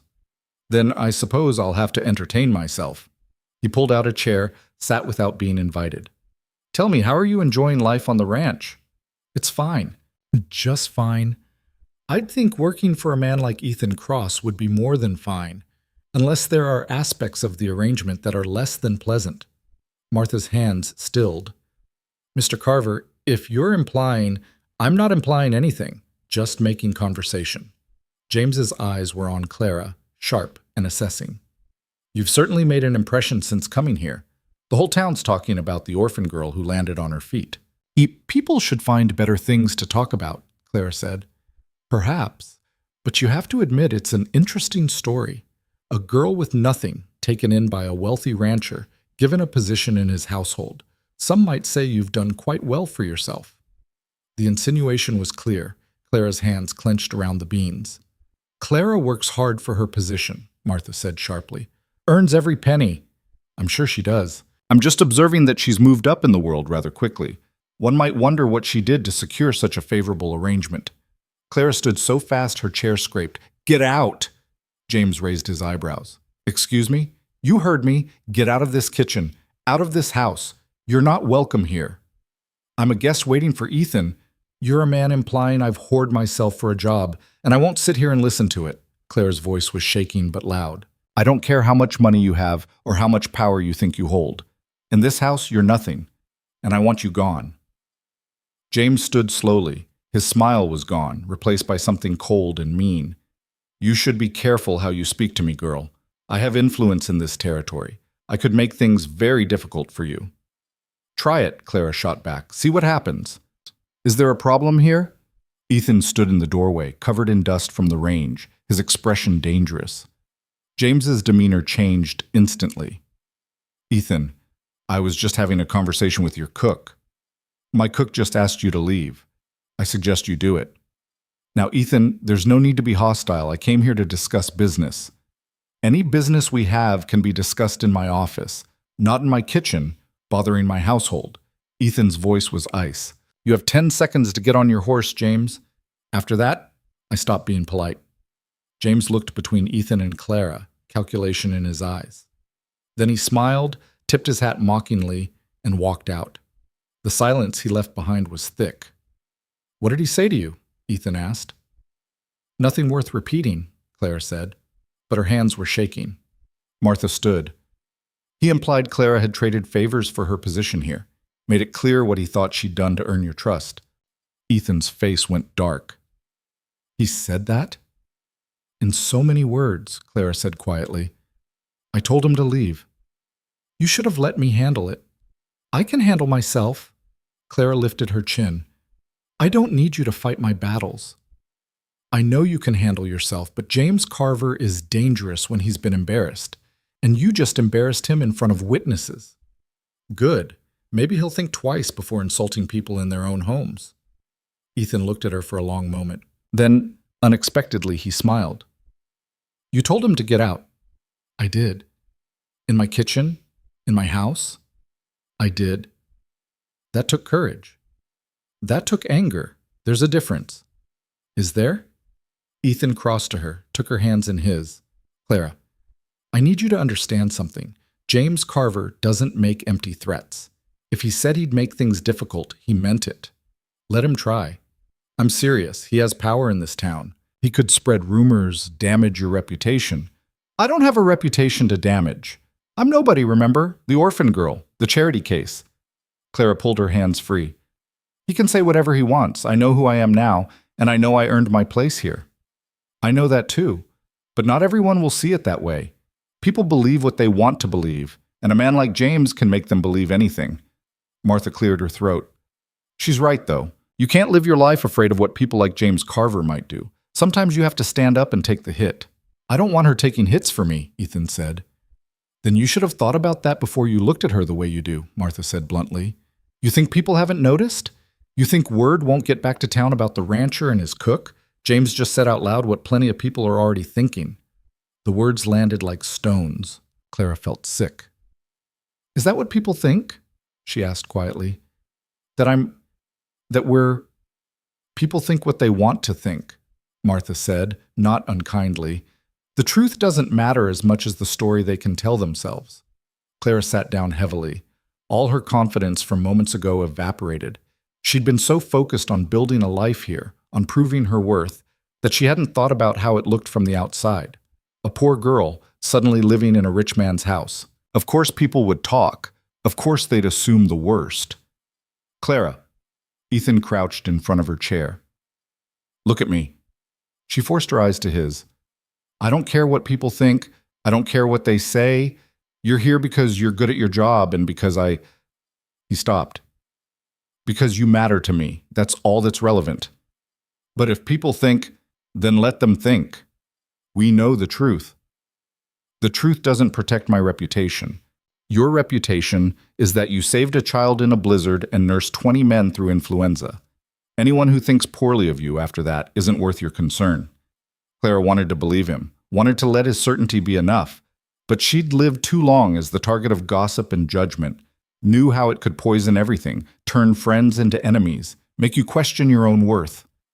That night she lay in bed and stared at the ceiling, thought about James Carver's oily smile, about the way he'd looked at her like she was something dirty. Thought about what Martha had said, that people would talk, would assume, would believe the worst. Thought about Ethan's kiss, about the way he looked at her, about the feeling in her chest when he was near. Was it worth it? Was he worth the cost? She didn't have an answer. The next few days were tense. Ethan was short-tempered, snapping at the men over small mistakes. The men worked quietly, sensing trouble. Martha moved through the house like a storm cloud. And Clara cooked. That's what she did when things got complicated. She cooked. On the fourth day, a writer came from town. Young kid, maybe 15, with a message for Ethan. Clara watched from the kitchen window as Ethan read it, his face going hard. He found her in the pantry, taking inventory. I need to go to town, he said without preamble. Bank business. I'll be back by evening. Do you want me to pack you food? I want you to stay here. Don't go anywhere. Don't talk to anyone who comes by asking questions. Clara frowned. What happened?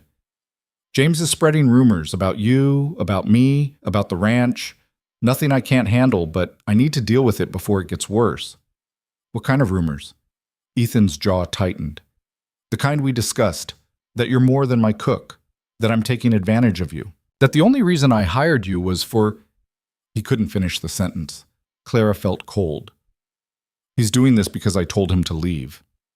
He's doing this because he's a bastard who doesn't like being challenged. This isn't your fault. It feels like my fault. It's not. Ethan's voice was firm. Stay here. I'll handle it. He left before Clara could argue. She watched him ride away, feeling helpless and angry in equal measure. Martha found her standing at the window an hour later, still watching the empty road. Staring won't bring him back faster, Martha said. I should have kept my mouth shut. Should have let him handle Carver from the start. You did exactly what you should have done. You stood up for yourself.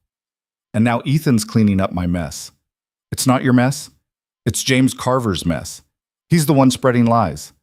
Martha pulled Clara away from the window. Come on, let's make bread. You think better when your hands are busy. They were elbow deep in dough when the second rider came. This one was older, better dressed. He knocked on the kitchen door like he owned the place. Martha opened it. Help you? I'm looking for Clara Whitmore. Clara's stomach dropped. I'm Clara. The man pulled out a folded paper. I'm here on behalf of James Carver. He's asked me to deliver this to you personally. I don't want anything from James Carver. It's a job offer, miss. Very generous terms. He's looking for a housekeeper for his property in town. Better pay than what you're making here. Your own cottage, respectable position. The words were polite. The message underneath was clear. Leave. Get away from Ethan Cross before you ruin both of you. Tell Mr. Carver I'm not interested, Clara said. He was quite insistent that you at least look at the terms. The man held out the paper. And I'm quite insistent that he can take his offer and— Clara, Martha warned. Clara took a breath. Forced politeness. Please tell Mr. Carver that I'm happy with my current position and have no interest in leaving. Thank you for coming all this way. The man looked disappointed but unsurprised. He said you might say that. Asked me to tell you that the offer stands should you change your mind. He also wanted me to mention that life on an isolated ranch can be difficult for a young woman's reputation. A position in town would be more appropriate. My reputation is fine. Is it? The man's voice was gentle, which somehow made it worse. Folks are talking, miss, about you and Mr. Cross, about the nature of your employment here. Mr. Carver is offering you a way out before the talk gets worse. I don't need a way out because I haven't done anything wrong. People don't care about wrong or right. They care about appearances. And the appearance of a young, unmarried woman living under the same roof as an unmarried man, well, that's the kind of thing that ruins reputations. Martha stepped forward. I think you've said enough. Clara gave you her answer. Time for you to leave. The man set the paper on the table. In case you reconsider. After he left, Clara stared at the folded offer like it was a snake. He's trying to drive a wedge between you and Ethan, Martha said, trying to make you feel like you have to choose between your reputation and your job. Maybe he's right. Maybe I should leave before I make things worse. If you leave now, James wins. He gets to feel like he ran you off, gets to prove that a man like him can destroy someone with nothing but words. But if I stay, people will keep talking. They'll keep assuming the worst. And Ethan— Clara's voice broke. He doesn't deserve this. Ethan's a grown man. He can decide what he deserves. Martha picked up the offer, tossed it in the stove. You're not going anywhere. Not because of lies, not because of fear. You've come too far. Clara wanted to believe her, but fear was cold in her chest, whispering that she'd been stupid to think she could have this, stupid to think she deserved more than scraps. When Ethan returned that evening, he looked exhausted. How bad? Clara asked. Bad. James has been busy. Half the town thinks we're having an affair. The other half thinks I've taken advantage of my position to seduce an innocent girl. His laugh was bitter. Apparently I'm either a rake or a savior, depending on who you ask. I'm sorry. Don't be. This is what James does. He destroys people who stand up to him. Ethan poured himself whiskey, drank it in one swallow.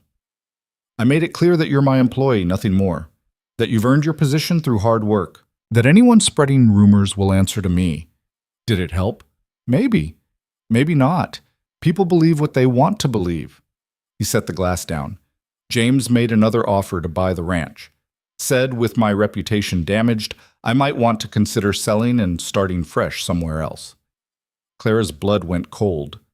The ranch? He's trying to take the ranch? He's been trying to take it for years. This is just his newest angle. Because of me. Because I insulted him. No, because he's been waiting for an opening and he thinks he's found one. Ethan's expression was hard. But he's wrong. I'm not selling. Not to him. Not ever. Even if it means your reputation.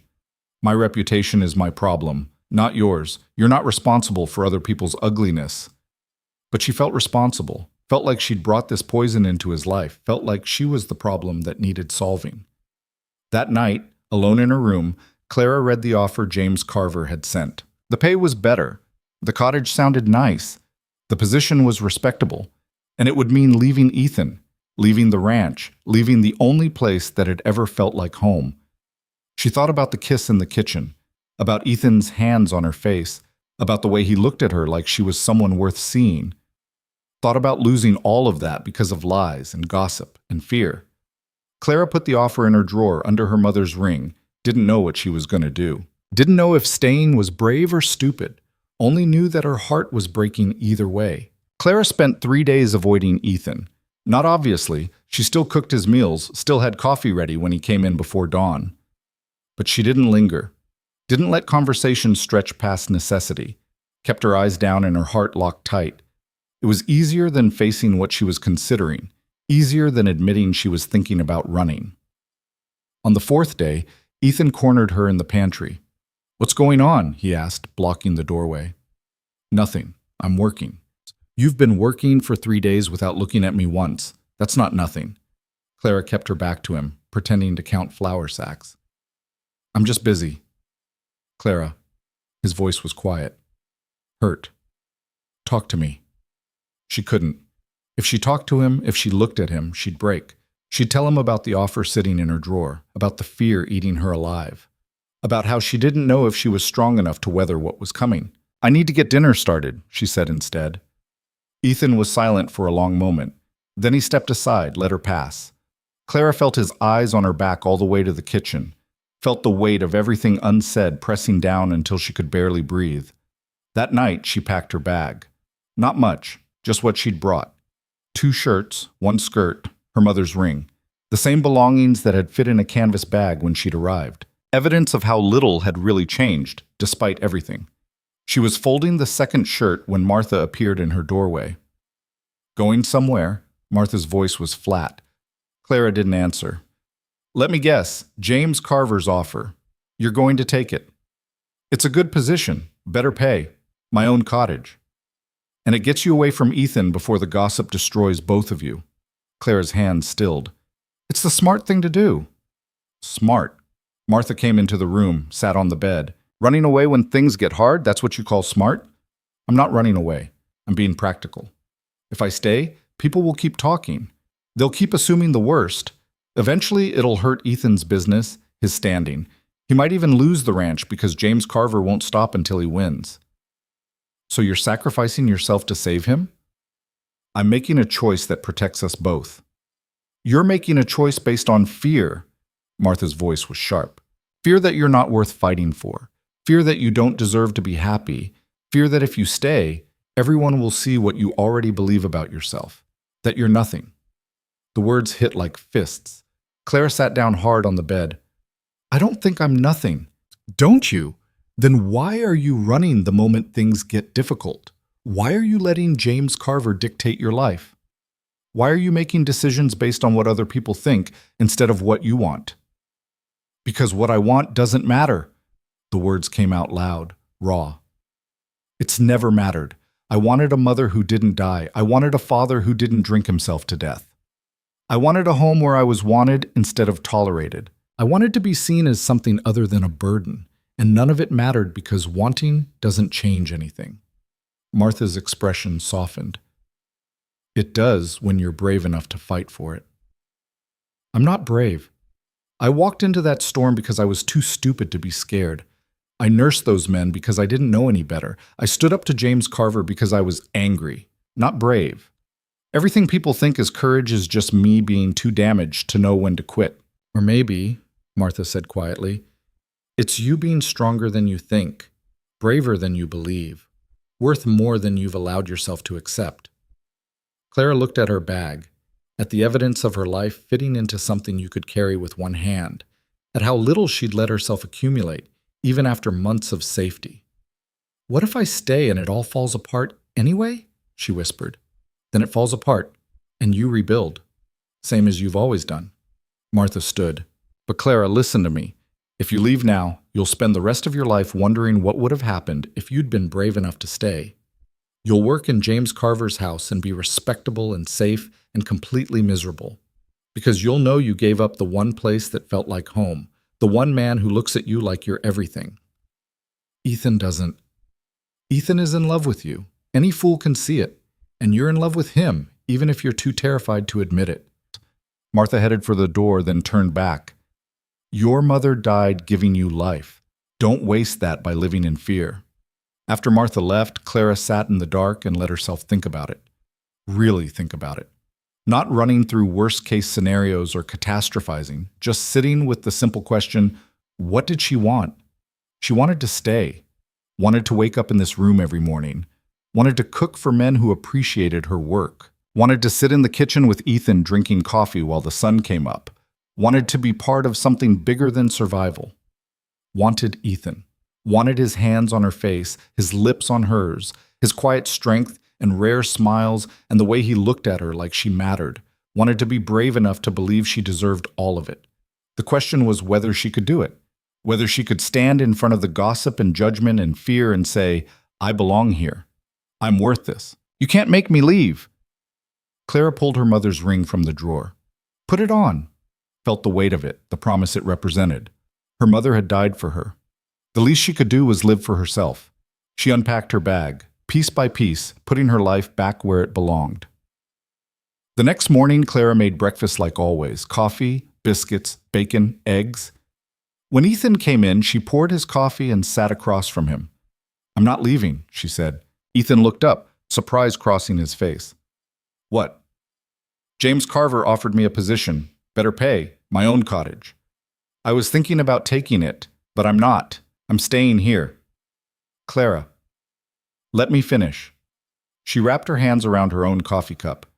I'm staying because this is where I want to be, because I've worked hard to earn my place here, and I'm not letting gossip or fear or James Carver take that from me. And I'm staying because...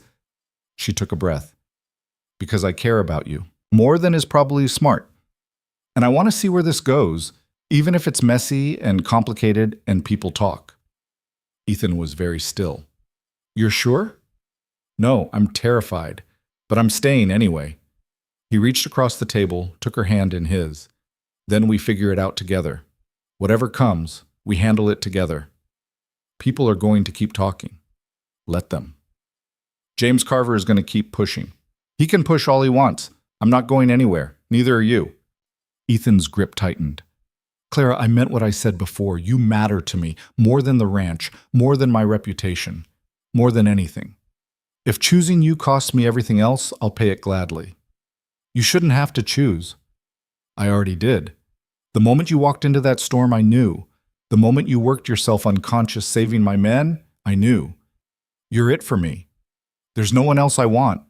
Clara's eyes burned. I don't know how to do this, how to be someone's person. Neither do I. But I want to learn. With you. They sat there holding hands across the kitchen table as the sun came up, and Clara felt something shift inside her. Not confidence exactly, not certainty, but maybe the beginning of belief. Belief that she could have this, that she was allowed to want it, that she was worth the fight. The following days settled into a new rhythm. Ethan stopped hiding how he felt. He'd touch her shoulder when he passed, hold her gaze a moment longer than necessary, smile at her in ways that made her heart stutter. The men noticed, of course. Jack made jokes. Ramon gave approving nods. Charlie grinned like he'd known all along. Martha watched it all with satisfaction. About time you both stopped pretending. But underneath the tentative happiness, Clara felt the shadow of James Carver's threat. He hadn't given up.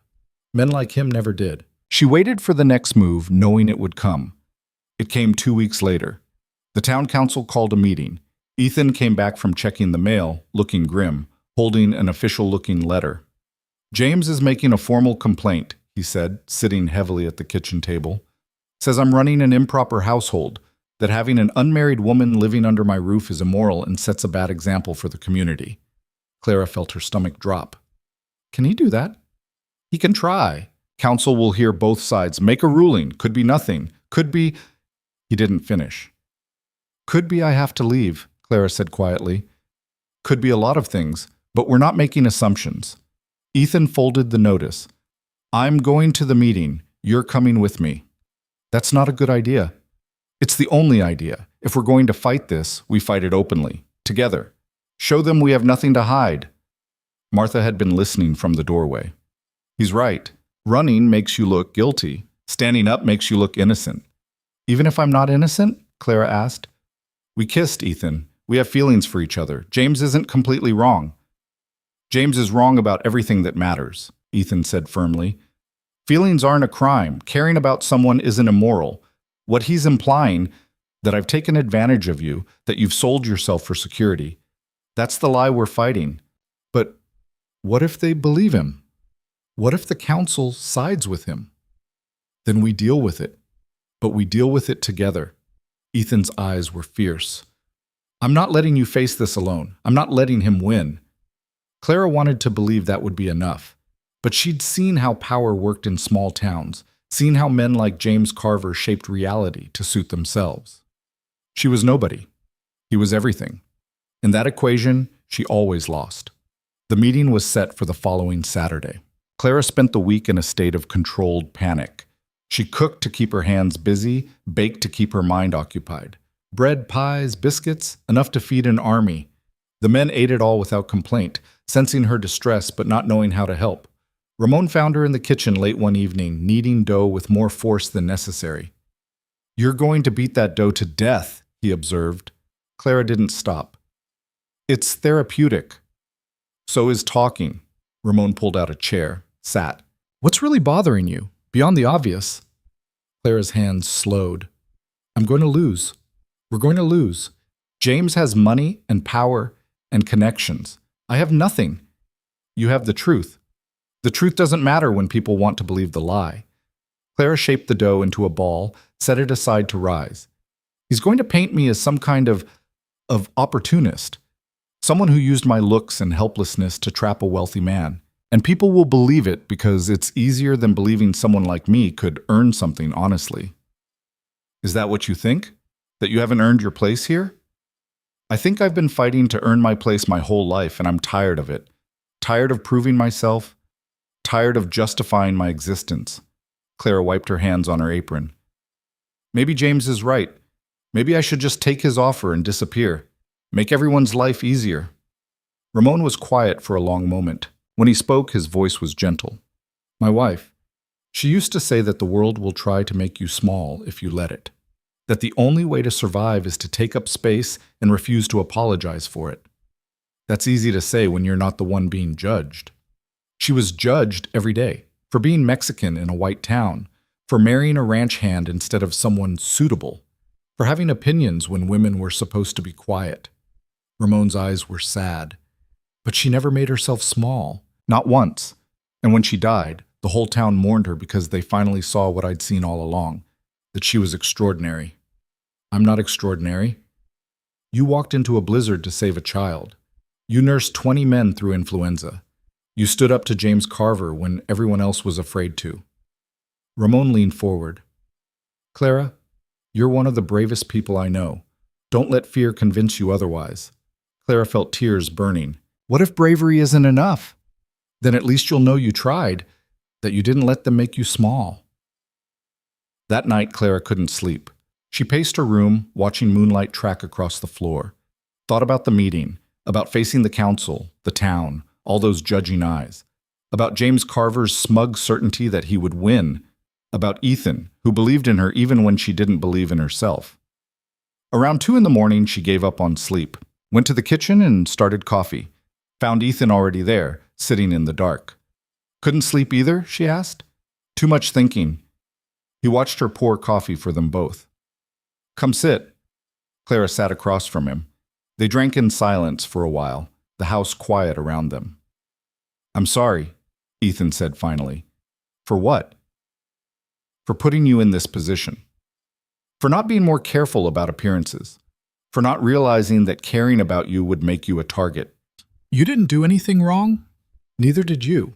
But you're the one who's going to suffer for it." His jaw tightened. "James is going after you because he knows it's the best way to hurt me. You're collateral damage in a fight that has nothing to do with you." "It has everything to do with me now." Clara wrapped her hands around her cup. "He offered me that position because he knew it would make me question my place here. He filed this complaint because he knew it would force us to either defend ourselves publicly or back down. Everything he's doing is calculated to make me feel like I'm the problem." "You're not the problem. He is. I know that, but knowing it and feeling it are different things." Clara looked at him. "What if we lose? What if the council rules in his favor? Then we figure out plan B." "What's plan B?" Ethan smiled slightly. "Haven't worked that out yet, but I'll think of something." "You're too confident. One of us has to be." He reached across the table, took her hand. "Clara, whatever happens at that meeting, I want you to remember something. You belong here. Not because I gave you a job, but because you made this place better by being in it. The men respect you. Martha adores you. This ranch runs smoother because of you. None of that changes, regardless of what some council decides. But if they say I have to leave, then I'll fight that ruling. I'll appeal to territorial courts if I have to. I'll make enough noise that James regrets ever starting this. Ethan's grip tightened. I'm not giving you up without a fight. You need to know that. Clara wanted to believe him, wanted his certainty to be enough, but she'd learned young that wanting didn't change reality. The days crawled toward Saturday. The ranch hands sensed the tension and worked quietly, offering support in small ways. Charlie picked extra wildflowers. Jack made her laugh with increasingly terrible jokes. Pete carved her a small wooden horse, pressed it into her hands without explanation.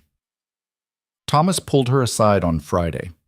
Whatever happens tomorrow, you've got 20 men who'll stand up for you, who'll tell anyone who asks that you're the hardest worker they've ever seen, that you saved lives, that you earned your place here 10 times over. Thank you, Clara managed. Don't thank me. Just don't give up. Don't let them make you feel small. His weathered face was serious. You're stronger than you think, Clara. Time you started believing it. Saturday came cold and clear. Clara dressed in Martha's blue dress again, armor for a different kind of battle. Her hands shook as she pinned up her hair. She looked at herself in the mirror and saw that scared girl from Coldwater, the one who'd learned to disappear. No, she wasn't that girl anymore. Wouldn't be that girl again. Clara straightened her spine, lifted her chin, looked herself in the eye. You belong here, she told her reflection. You earned this. Don't forget it. Ethan was waiting in the kitchen, wearing his best suit. He looked uncomfortable but determined.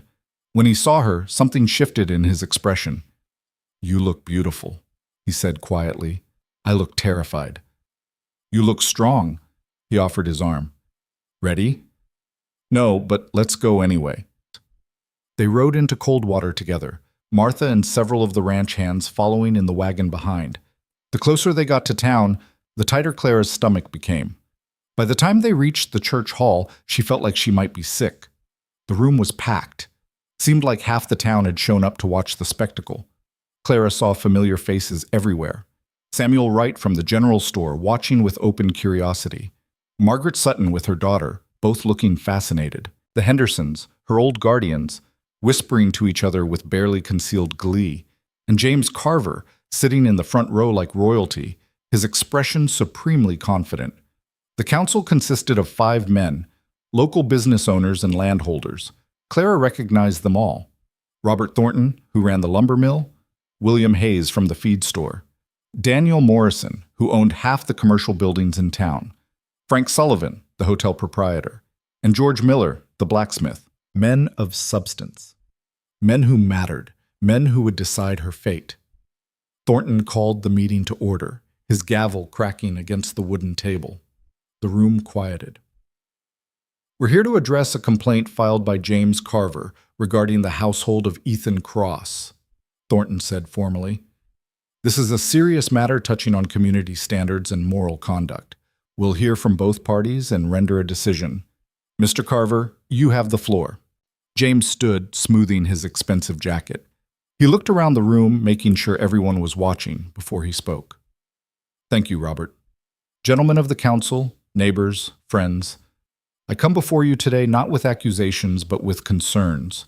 Concerns about propriety, about the example we set for our young people, about the standards we maintain as a community. He paused for effect. For several months now, Mr. Ethan Cross has been housing an unmarried woman in his home, Miss Clara Whitmore, formerly of this town, currently employed as his cook. Now, I have no doubt that Mr. Cross's intentions were charitable. Miss Whitmore was in dire circumstances, and he offered her employment. That speaks well of his character. Clara's hands clenched in her lap. The compliment felt like poison.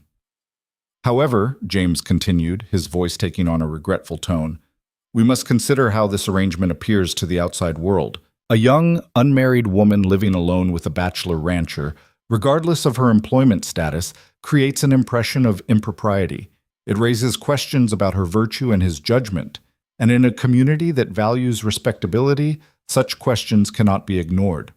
Margaret Sutton nodded vigorously from her seat. Several others murmured agreement. I want to be clear, James said. I'm not suggesting anything untoward has occurred. I'm simply pointing out that the arrangement itself is inappropriate, that it violates the standards of decent society. A young woman should be living with family, or at minimum under proper female supervision. Living in a bachelor's household, sharing his home, eating at his table, this is not acceptable, regardless of the work she performs. He turned to look directly at Clara. Miss Whitmore, I'm sure you understand that your current situation, however it came about, is untenable. For your own sake, for the sake of your reputation, you must see that this cannot continue. Clara felt every eye in the room on her, felt the weight of judgment, speculation, assumption, felt like that invisible girl again, being told what she could and couldn't do, what she was and wasn't worth. I've taken the liberty of arranging alternate employment for you, James continued smoothly.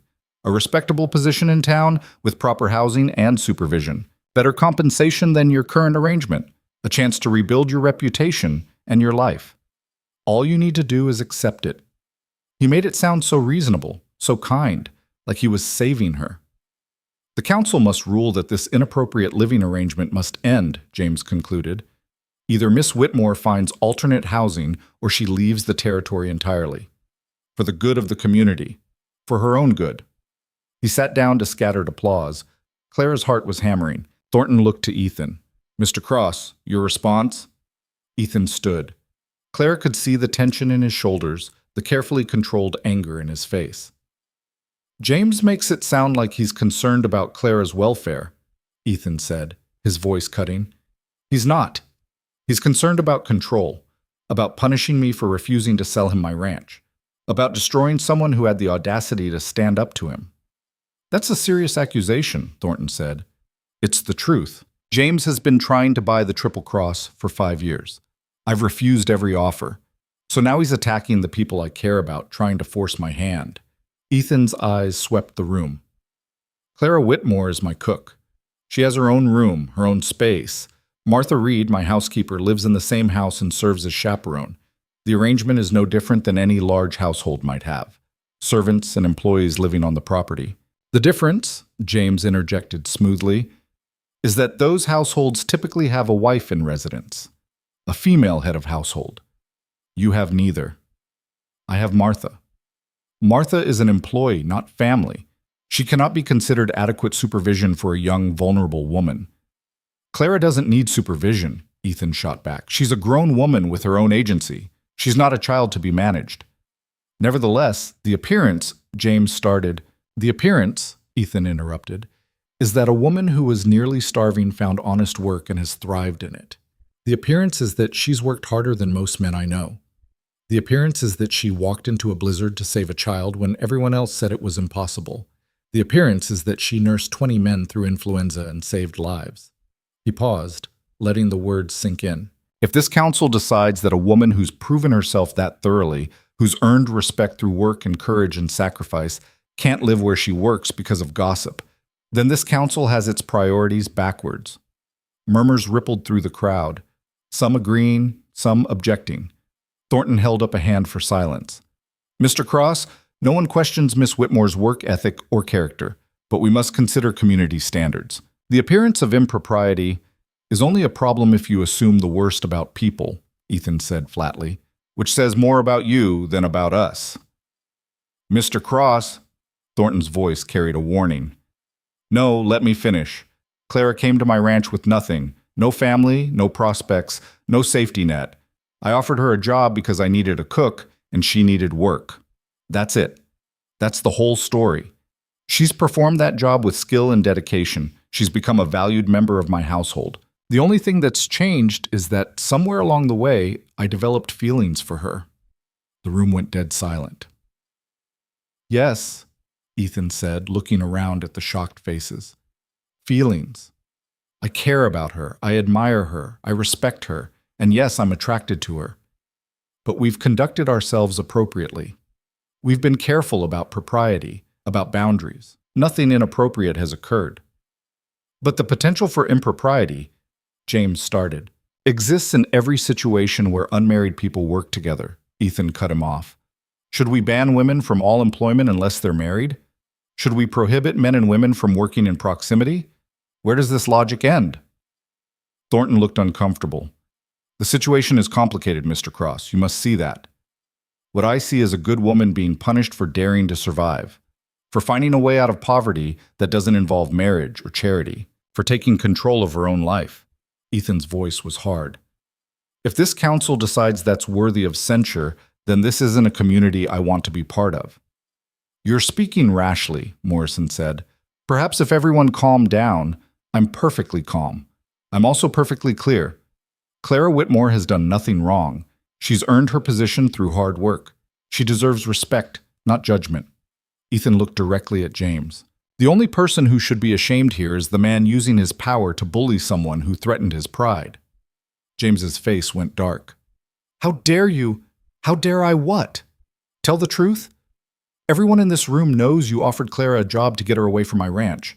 Everyone knows you're doing this because you want my land and can't stand that I won't sell. Everyone knows this has nothing to do with morality and everything to do with your ego.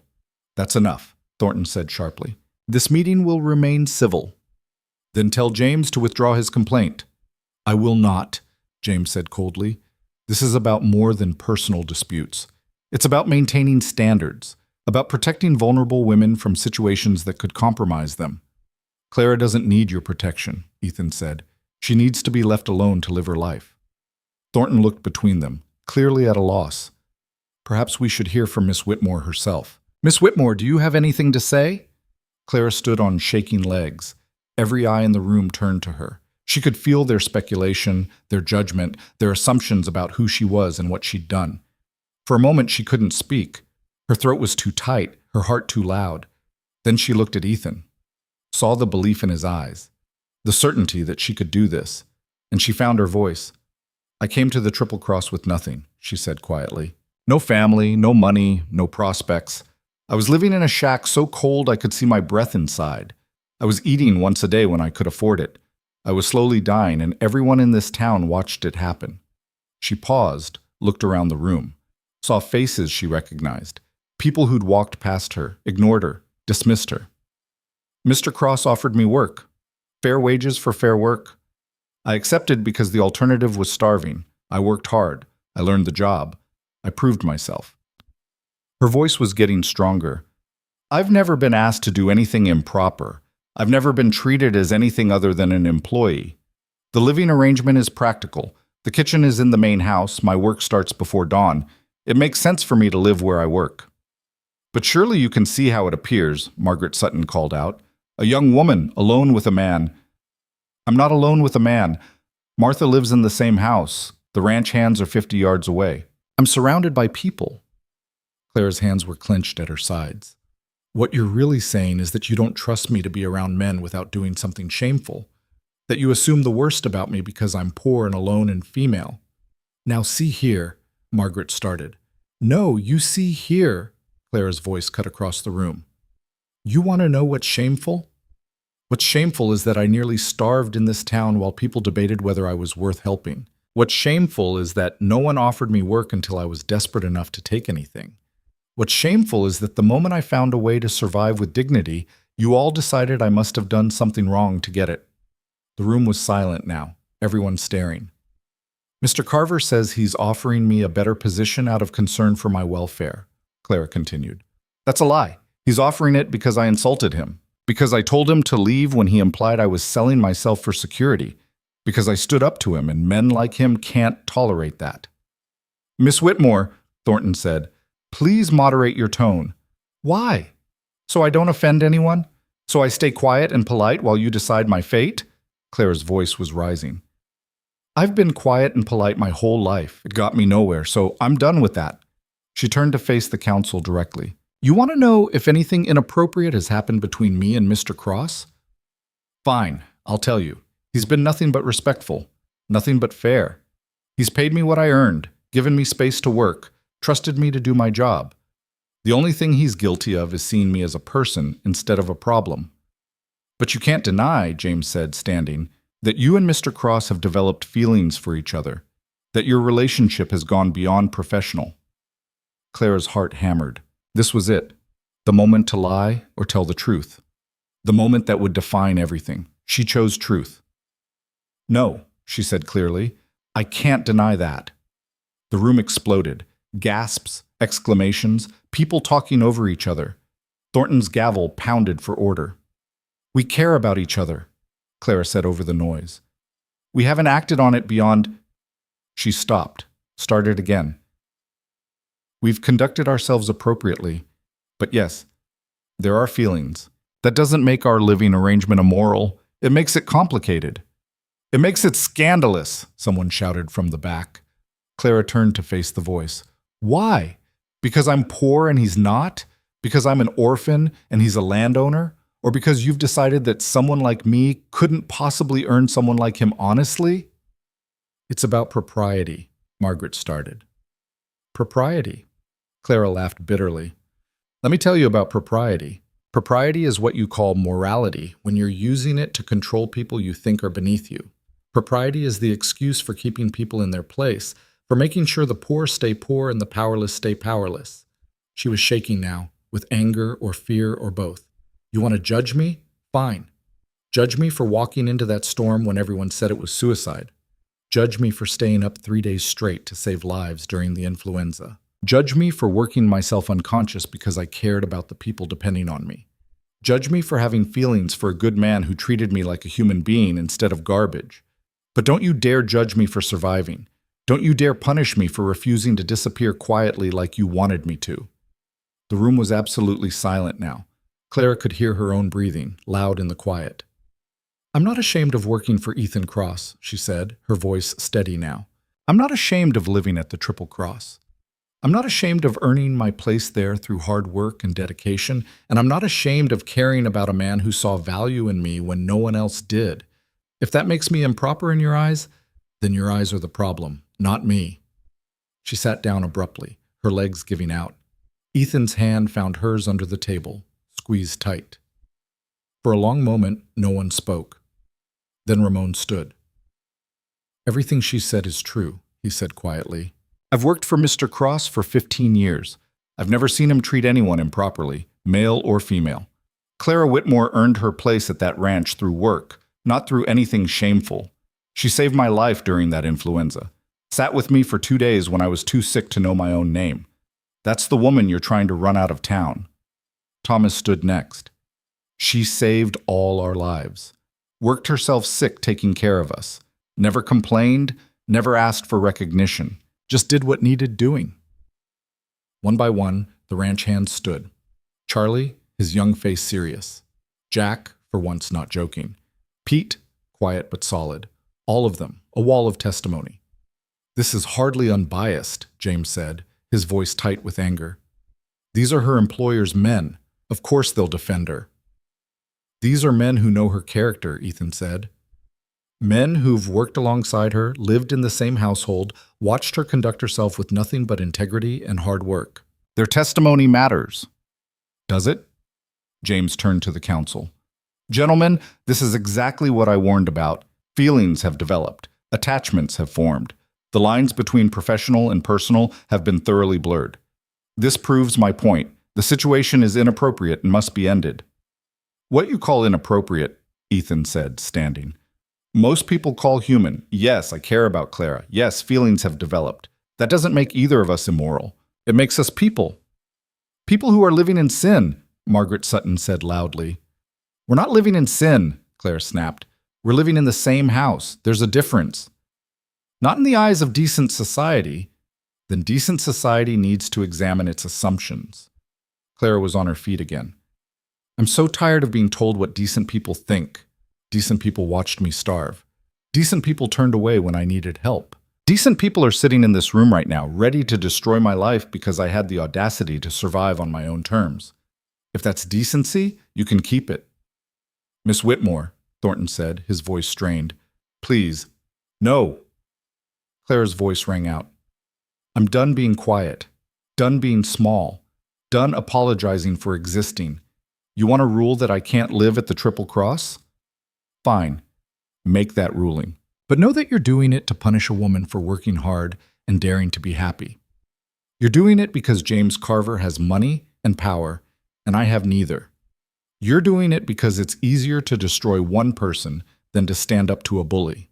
She looked directly at each council member. "So go ahead. Make your ruling. Show everyone here what you really value: power and reputation, or truth and justice. Show them who you really are. The challenge hung in the air. The council members looked at each other, clearly uncomfortable. Then a voice came from the back of the room. "I have something to say." Everyone turned. Mrs. Patterson stood, leaning on her cane, her weathered face set with determination. "Mrs. Patterson," Thornton said, clearly hoping for an ally. "Please." "Don't please me, Robert. I've lived in this town for 60 years. I've seen men like James Carver destroy good people with lies and innuendo more times than I can count. I won't sit here and watch it happen again." She pointed her cane at Clara. "That girl there? She mended my daughter's wedding dress for free when we couldn't afford to pay her. She brought me soup when I was sick last winter, even though I'd never been kind to her in return. She has more integrity in her little finger than most people in this room have in their whole bodies." "With all due respect," James said smoothly, "this is about more than Miss Whitmore's character. It's about exactly that. You're trying to destroy her character to get revenge on Ethan Cross. Everyone here knows it. The question is whether we're going to let you." Margaret Sutton stood. "Now see here, Mrs. Patterson. This is about maintaining standards." "Sit down, Margaret." Mrs. Patterson's voice was sharp. "You're the one who refused to hire Clara for the church social because she wasn't presentable enough. Because she was poor and you're a snob. You don't get to lecture anyone about standards." Margaret's face flushed red. She sat. "Let me tell you about standards," Mrs. Patterson continued, her voice carrying through the silent room. "Real standards aren't about appearances or propriety or who lives where. Real standards are about how you treat people when they have nothing to offer you, about whether you help someone who's struggling or watch them suffer, about whether you judge people by their actions or by their circumstances." She looked around the room, her gaze sharp. "Clara Whitmore came to this town with nothing. She worked for pennies, lived in a shack, nearly starved. And did any of you help? Did any of you offer her work or housing or even a kind word? No. You walked past her, ignored her, treated her like she was invisible." The room was silent, people looking away, uncomfortable. "Ethan Cross did what none of you would do. He gave her a chance, and she took that chance and made something of it, worked hard, proved herself, became someone valuable. And now you want to punish her for it, want to tear her down because she succeeded where you expected her to fail." "This isn't about punishment," Thornton started. "Yes, it is. It's about punishment and control and maintaining the social order. It's about making sure people like Clara know their place, and I'm ashamed that this community would consider such a thing." Mrs. Patterson turned to the council. "If you rule against Clara Whitmore, you're telling every struggling person in this territory that hard work doesn't matter, that proving yourself doesn't matter, that no matter what you do, if you start with nothing, you'll end with nothing. Is that really the message you want to send?" The council members looked at each other. Morrison shifted uncomfortably. Hayes wouldn't meet anyone's eyes. Then Frank Sullivan, the hotel proprietor, cleared his throat. "Mrs. Patterson makes a valid point," he said slowly. "We can't punish someone for accepting work, for trying to survive." "This isn't about the work," James said, frustration clear in his voice. "It's about the arrangement, about the impropriety of an unmarried woman living in a bachelor's home." "Many businesses have live-in help," Sullivan countered. "Hotels certainly do. Are we suggesting that's also improper?" "That's different." "How? Because you say so?" Sullivan looked at his fellow council members. "I think we need to be very careful here. We're setting a precedent. If we rule that women can't work in households with unmarried male employers, we're effectively barring them from a significant source of employment." "That's not what I'm suggesting," James said quickly. "Then what are you suggesting?" George Miller, the blacksmith, spoke for the first time. "That Clara Whitmore specifically can't work for Ethan Cross? On what grounds?" "On grounds of impropriety." "Proven impropriety or assumed impropriety?" Miller pressed. "Because if it's assumed, if we're making decisions based on gossip and speculation, then we've lost our way as a council." James's face was darkening. "You're all letting emotion cloud your judgment, and you're letting personal vendetta cloud yours," Miller shot back. "Everyone knows you want the Triple Cross. Everyone knows Ethan won't sell. This complaint feels less about community standards and more about finding leverage." "That's a serious accusation," James said coldly. So is yours, Miller replied. You're accusing a good man of impropriety and a hard-working woman of moral failing, with no proof beyond their living arrangement. If we're throwing around accusations, at least I'm being honest about what this is really about. Thornton raised his hands. Gentlemen, please, let's maintain order. He looked tired. The council needs to deliberate. We'll take a short recess. The 5 men withdrew to a side room. The hall erupted in conversation. Clara sat frozen in her chair, Ethan's hand still holding hers. That went better than I expected, Martha whispered, leaning forward from the row behind them. Or worse, Clara said. We admitted we have feelings for each other. We gave them ammunition. You gave them the truth, Ethan said quietly. That's all we can do. The wait felt endless. 20 minutes, 30. People got restless, conversations growing louder. James sat in stony silence, his confidence seeming less certain. Margaret Sutton kept glancing at Mrs. Patterson, who glared back unapologetically. Finally, the council returned. Thornton looked grim as he sat, picked up his gavel, set it down again without using it. The council has reached a decision, he said, though I'll note it was not unanimous. Clara's heart stopped. After careful consideration of the testimonies presented, both for and against the current living arrangement at the Triple Cross Ranch, we have concluded that there is insufficient evidence of actual impropriety to warrant intervention. Clara's breath caught. Beside her, Ethan's hand tightened on hers. However, Thornton continued, and Clara's brief hope plummeted, we do acknowledge that the appearance of impropriety exists. The council strongly recommends that Mr. Cross take steps to address this appearance, either by providing alternate housing for Miss Whitmore or by ensuring more obvious supervision within the household. That's not a ruling, James said sharply. That's a recommendation. Because it's not our place to dictate how a man runs his household, Sullivan said, not without proof of actual wrongdoing. The appearance, James started, is exactly that, appearance. And as Miss Whitmore so eloquently pointed out, assumptions based on appearance say more about the assumer than the assumed. Sullivan's voice was firm. I voted against intervention, and I stand by that vote. As did I, Miller said. This felt less like a legitimate complaint and more like a power play.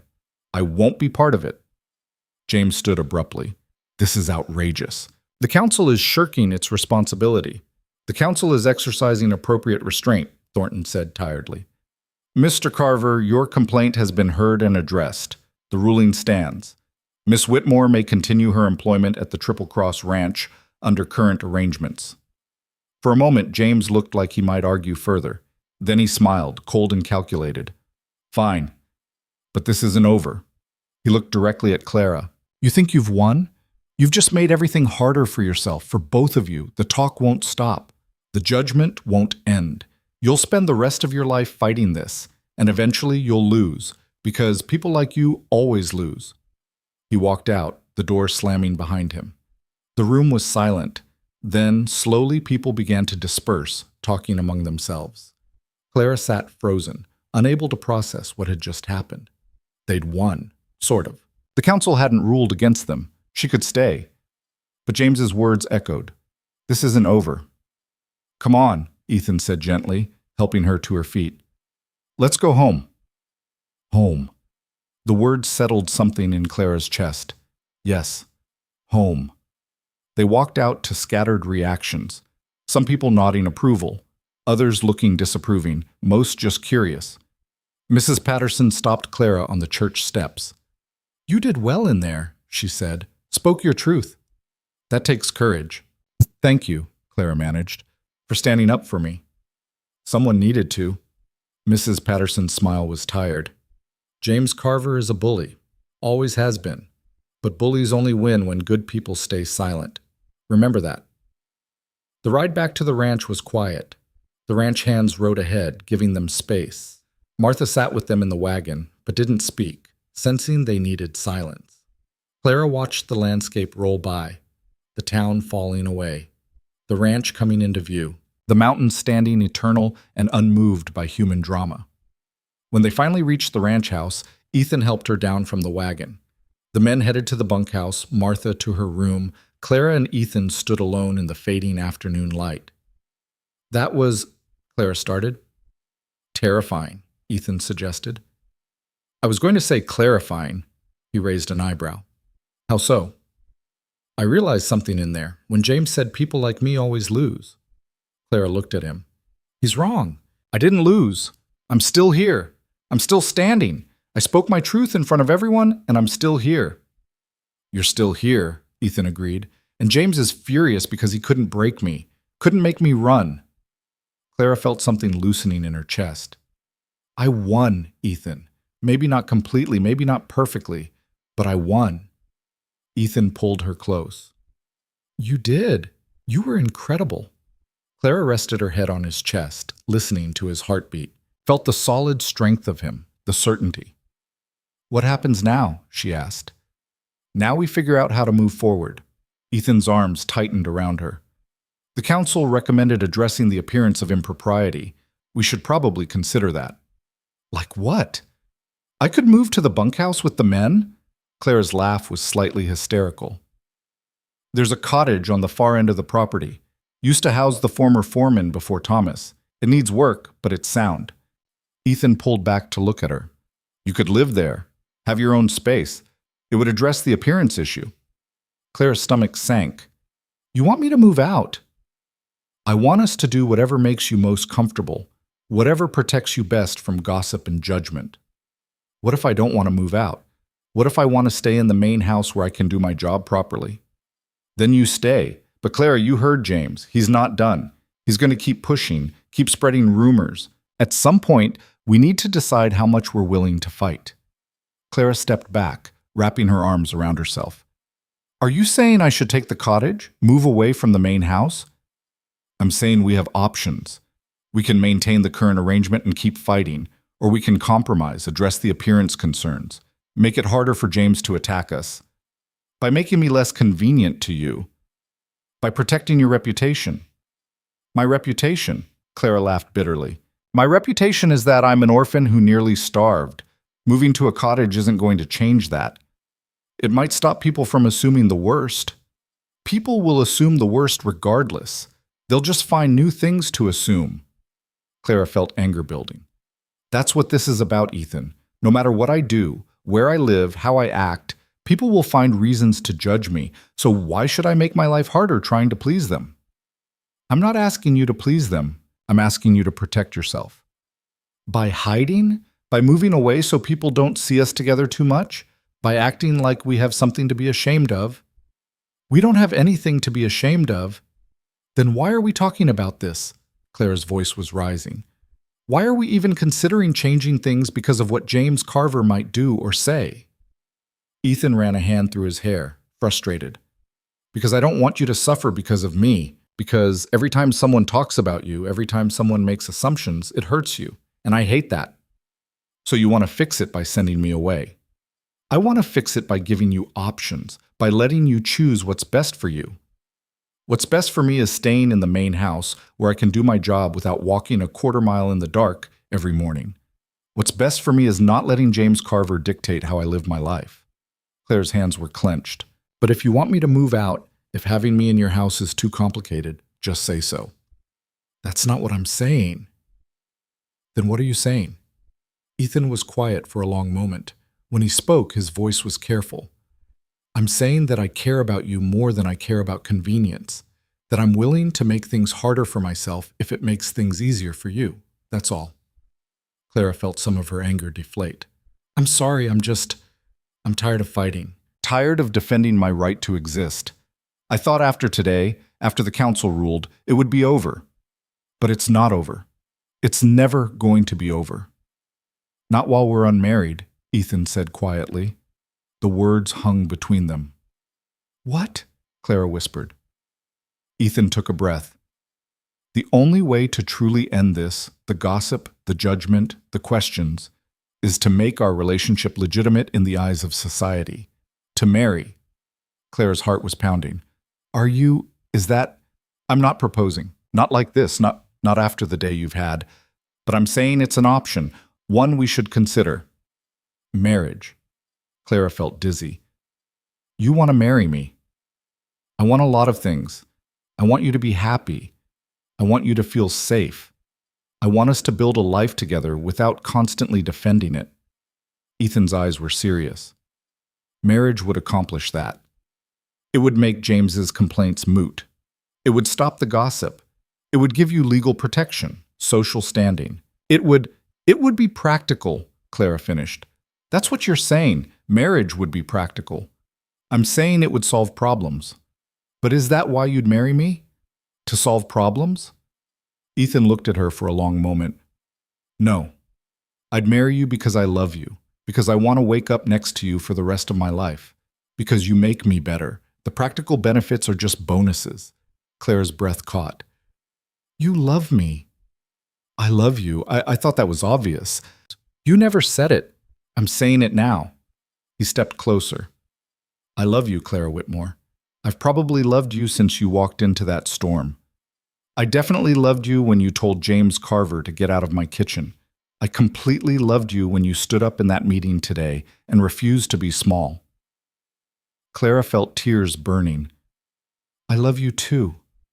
I've been terrified to admit it, but I do. I love you. Ethan pulled her close, kissed her forehead. Then let's make it official. Let's get married, not because we have to, not because of gossip or James Carver, but because we want to, because we choose each other. When? Clara asked against his chest. Whenever you want, tomorrow, next week, next month. Tomorrow's too soon. Next month's too long. Next week, then. Clara pulled back to look at him. You're serious. Completely serious. Unless you need more time. No, I don't need more time. I've spent my whole life waiting for permission to be happy. I'm done waiting. Clara took his face in her hands. Let's do it. Let's get married. Let's show this whole territory that we're not ashamed of loving each other. Ethan smiled, the rare, full smile that transformed his face. You're sure? I've never been more sure of anything. He kissed her then, properly, deeply, the way he'd been wanting to since that first kiss in the kitchen. Clara kissed him back, pouring every ounce of love and fear and hope into it. When they finally pulled apart, the sun was setting, painting the sky in shades of orange and pink. We should tell Martha, Clara said. She's going to want to help plan. She's going to cry. She's definitely going to cry. They found Martha in the kitchen, pretending to be busy with dinner preparations, but clearly waiting for them. Well, she demanded, are you two going to stand there looking at each other? Or are you going to tell me what you decided? We're getting married, Clara said. Martha dropped the pot she was holding. It clattered against the floor, sending potatoes rolling everywhere. When? She asked, ignoring the mess. Next week, Ethan said. Next week. Next week. Martha looked between them. You're giving me 1 week to plan a wedding? It doesn't have to be fancy, Clara said quickly. Just simple. Family. Family. Martha's eyes filled with tears. You're calling us family. You are family. You and the men and everyone here. This is my family. Martha crossed to Clara, pulled her into a fierce hug. About damn time you realized it. The next week was chaos. Martha threw herself into planning with an intensity that would have been terrifying if it wasn't so clearly rooted in love. She ordered fabric from the catalog for a dress. She commandeered the kitchen to bake a cake. She bullied the ranch hands into cleaning every inch of the property until it gleamed. The men took the news with enthusiasm that surprised Clara. They'd become protective of her over the months, and the idea of her marrying Ethan, making her position permanent, unassailable, pleased them enormously. About time Boss made an honest woman of you, Jack said, grinning. He didn't make me anything, Clara shot back. I was already honest.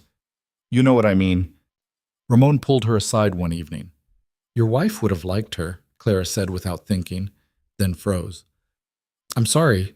I shouldn't have. No, she would have. She'd say you were good for him, that you'd make him remember there's more to life than work. Ramon's smile was sad.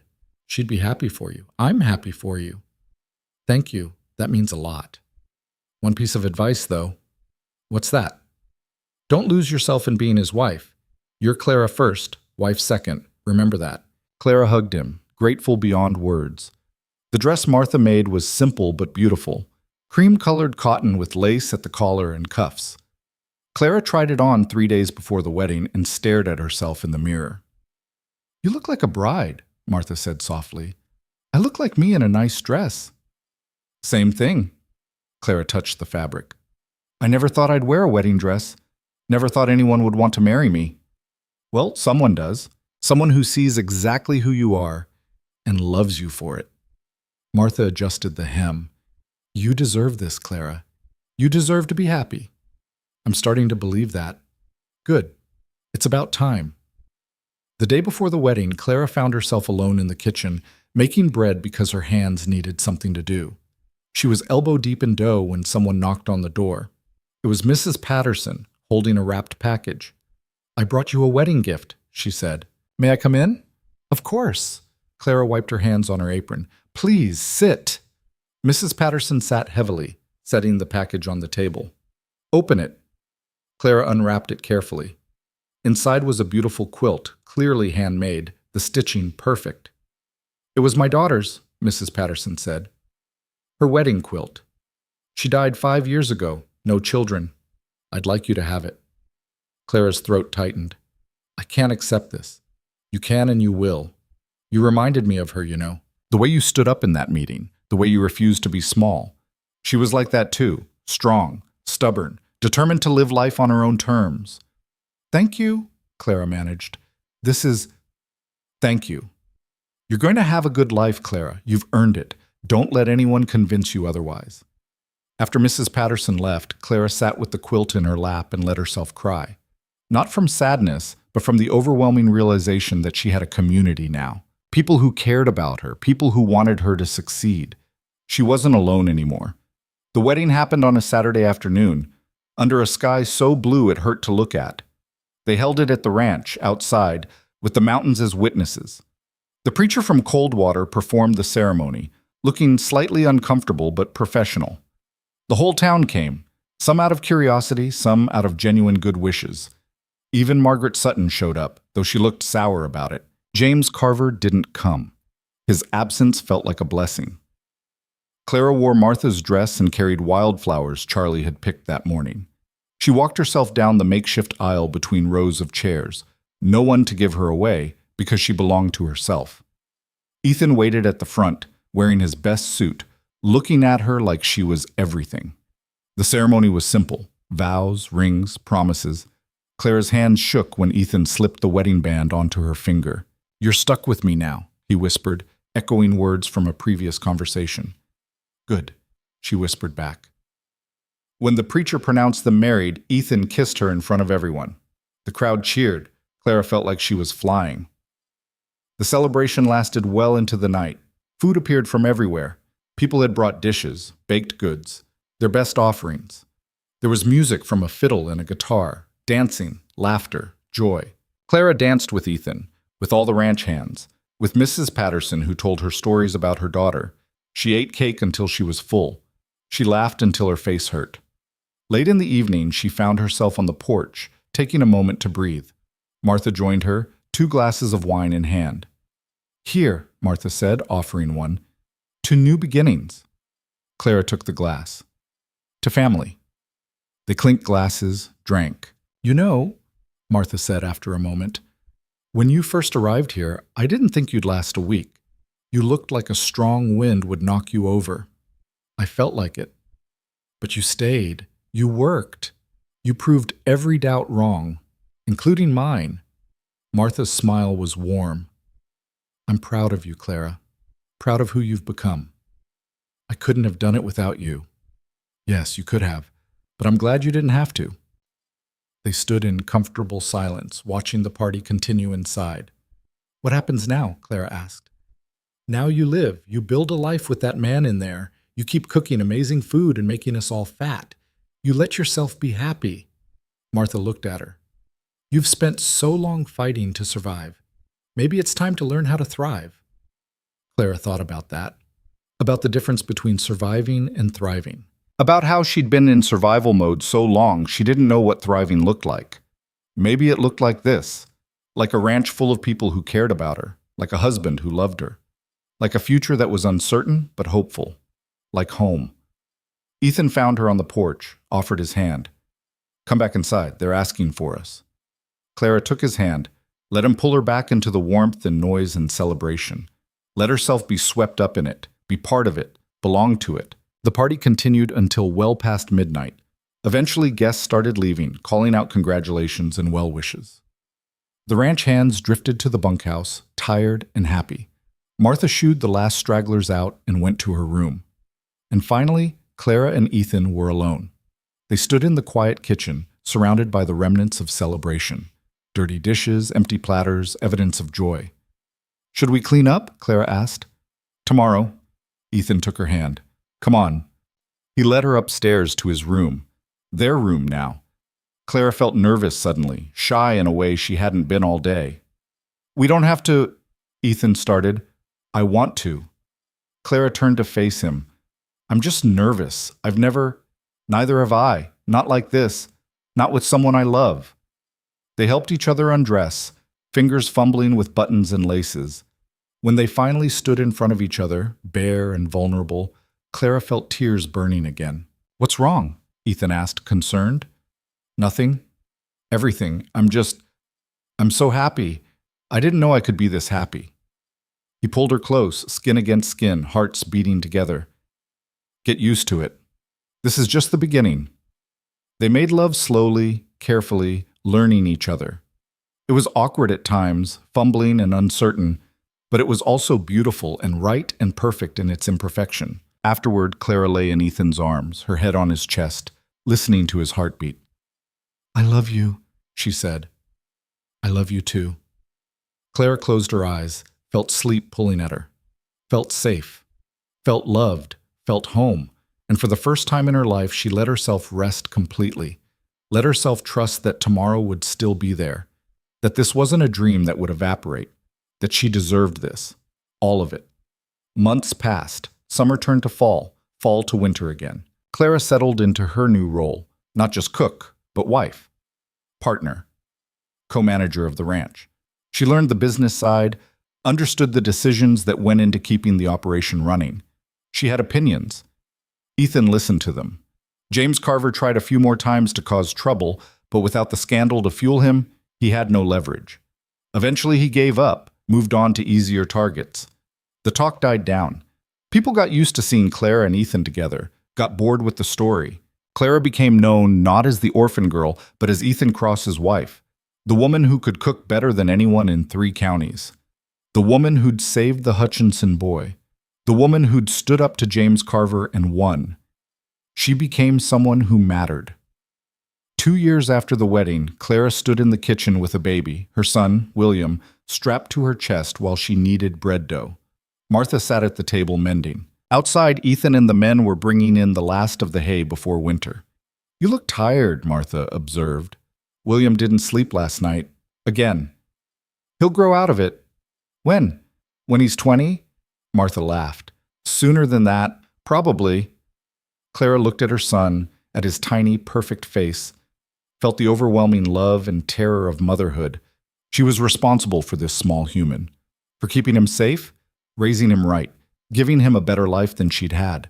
It was the most important thing she'd ever done. William started fussing. Clara rocked gently, humming under her breath. He settled. "You're good at this," Martha said. "I'm terrified most of the time." "That's how you know you're doing it right." Ethan came in as the sun was setting, covered in hay dust, smiling. He kissed Clara, then William, then poured himself coffee. "How was your day?" Clara asked. "Productive. You?" "Exhausting. Perfect." They sat together in the kitchen, their son between them, comfortable in the routine they'd built. Clara looked around at her life. The kitchen she knew by heart, the husband she loved, the child they'd created together, Martha mending in the corner like family. Thought about how far she'd come, how much she'd survived, how much she'd won. Outside, winter was creeping in, but Clara wasn't afraid. She had wood stacked, food stored, people she loved around her. She had a life she'd built with her own hands, earned with her own strength. She had everything she'd ever wanted and more. And as the first snow began to fall, Clara Cross, no longer invisible, no longer nothing, no longer afraid, smiled. She'd done it. She'd survived. She'd thrived. She'd proved everyone wrong who'd ever doubted her. She'd proved herself right. And that, more than anything, made the difference. Years would pass. More children would come. The ranch would grow. Clara would become known throughout the territory as a woman of strength and wisdom. Young women would come to her for advice, drawn by her story of rising from nothing. She'd tell them all the same thing: you're worth fighting for. Don't let anyone convince you otherwise. And she'd mean it, because she'd lived it. But that was all in the future. For now, in this moment, Clara sat in her warm kitchen with her family and let herself be happy. Let herself believe she deserved it. Let herself rest in the knowledge that she was finally, completely, home. The mountains stood eternal outside her window. The snow fell soft and silent. And Clara Cross, once an orphan with nothing, now a woman with everything that mattered, closed her eyes and gave thanks. Not to anyone else, to herself, for being brave enough to want more, for being strong enough to fight for it, for being worthy enough to keep it, for becoming the person she'd always had the potential to be, for choosing to live instead of just survive, for choosing love, for choosing herself. And in that choosing, she'd found everything.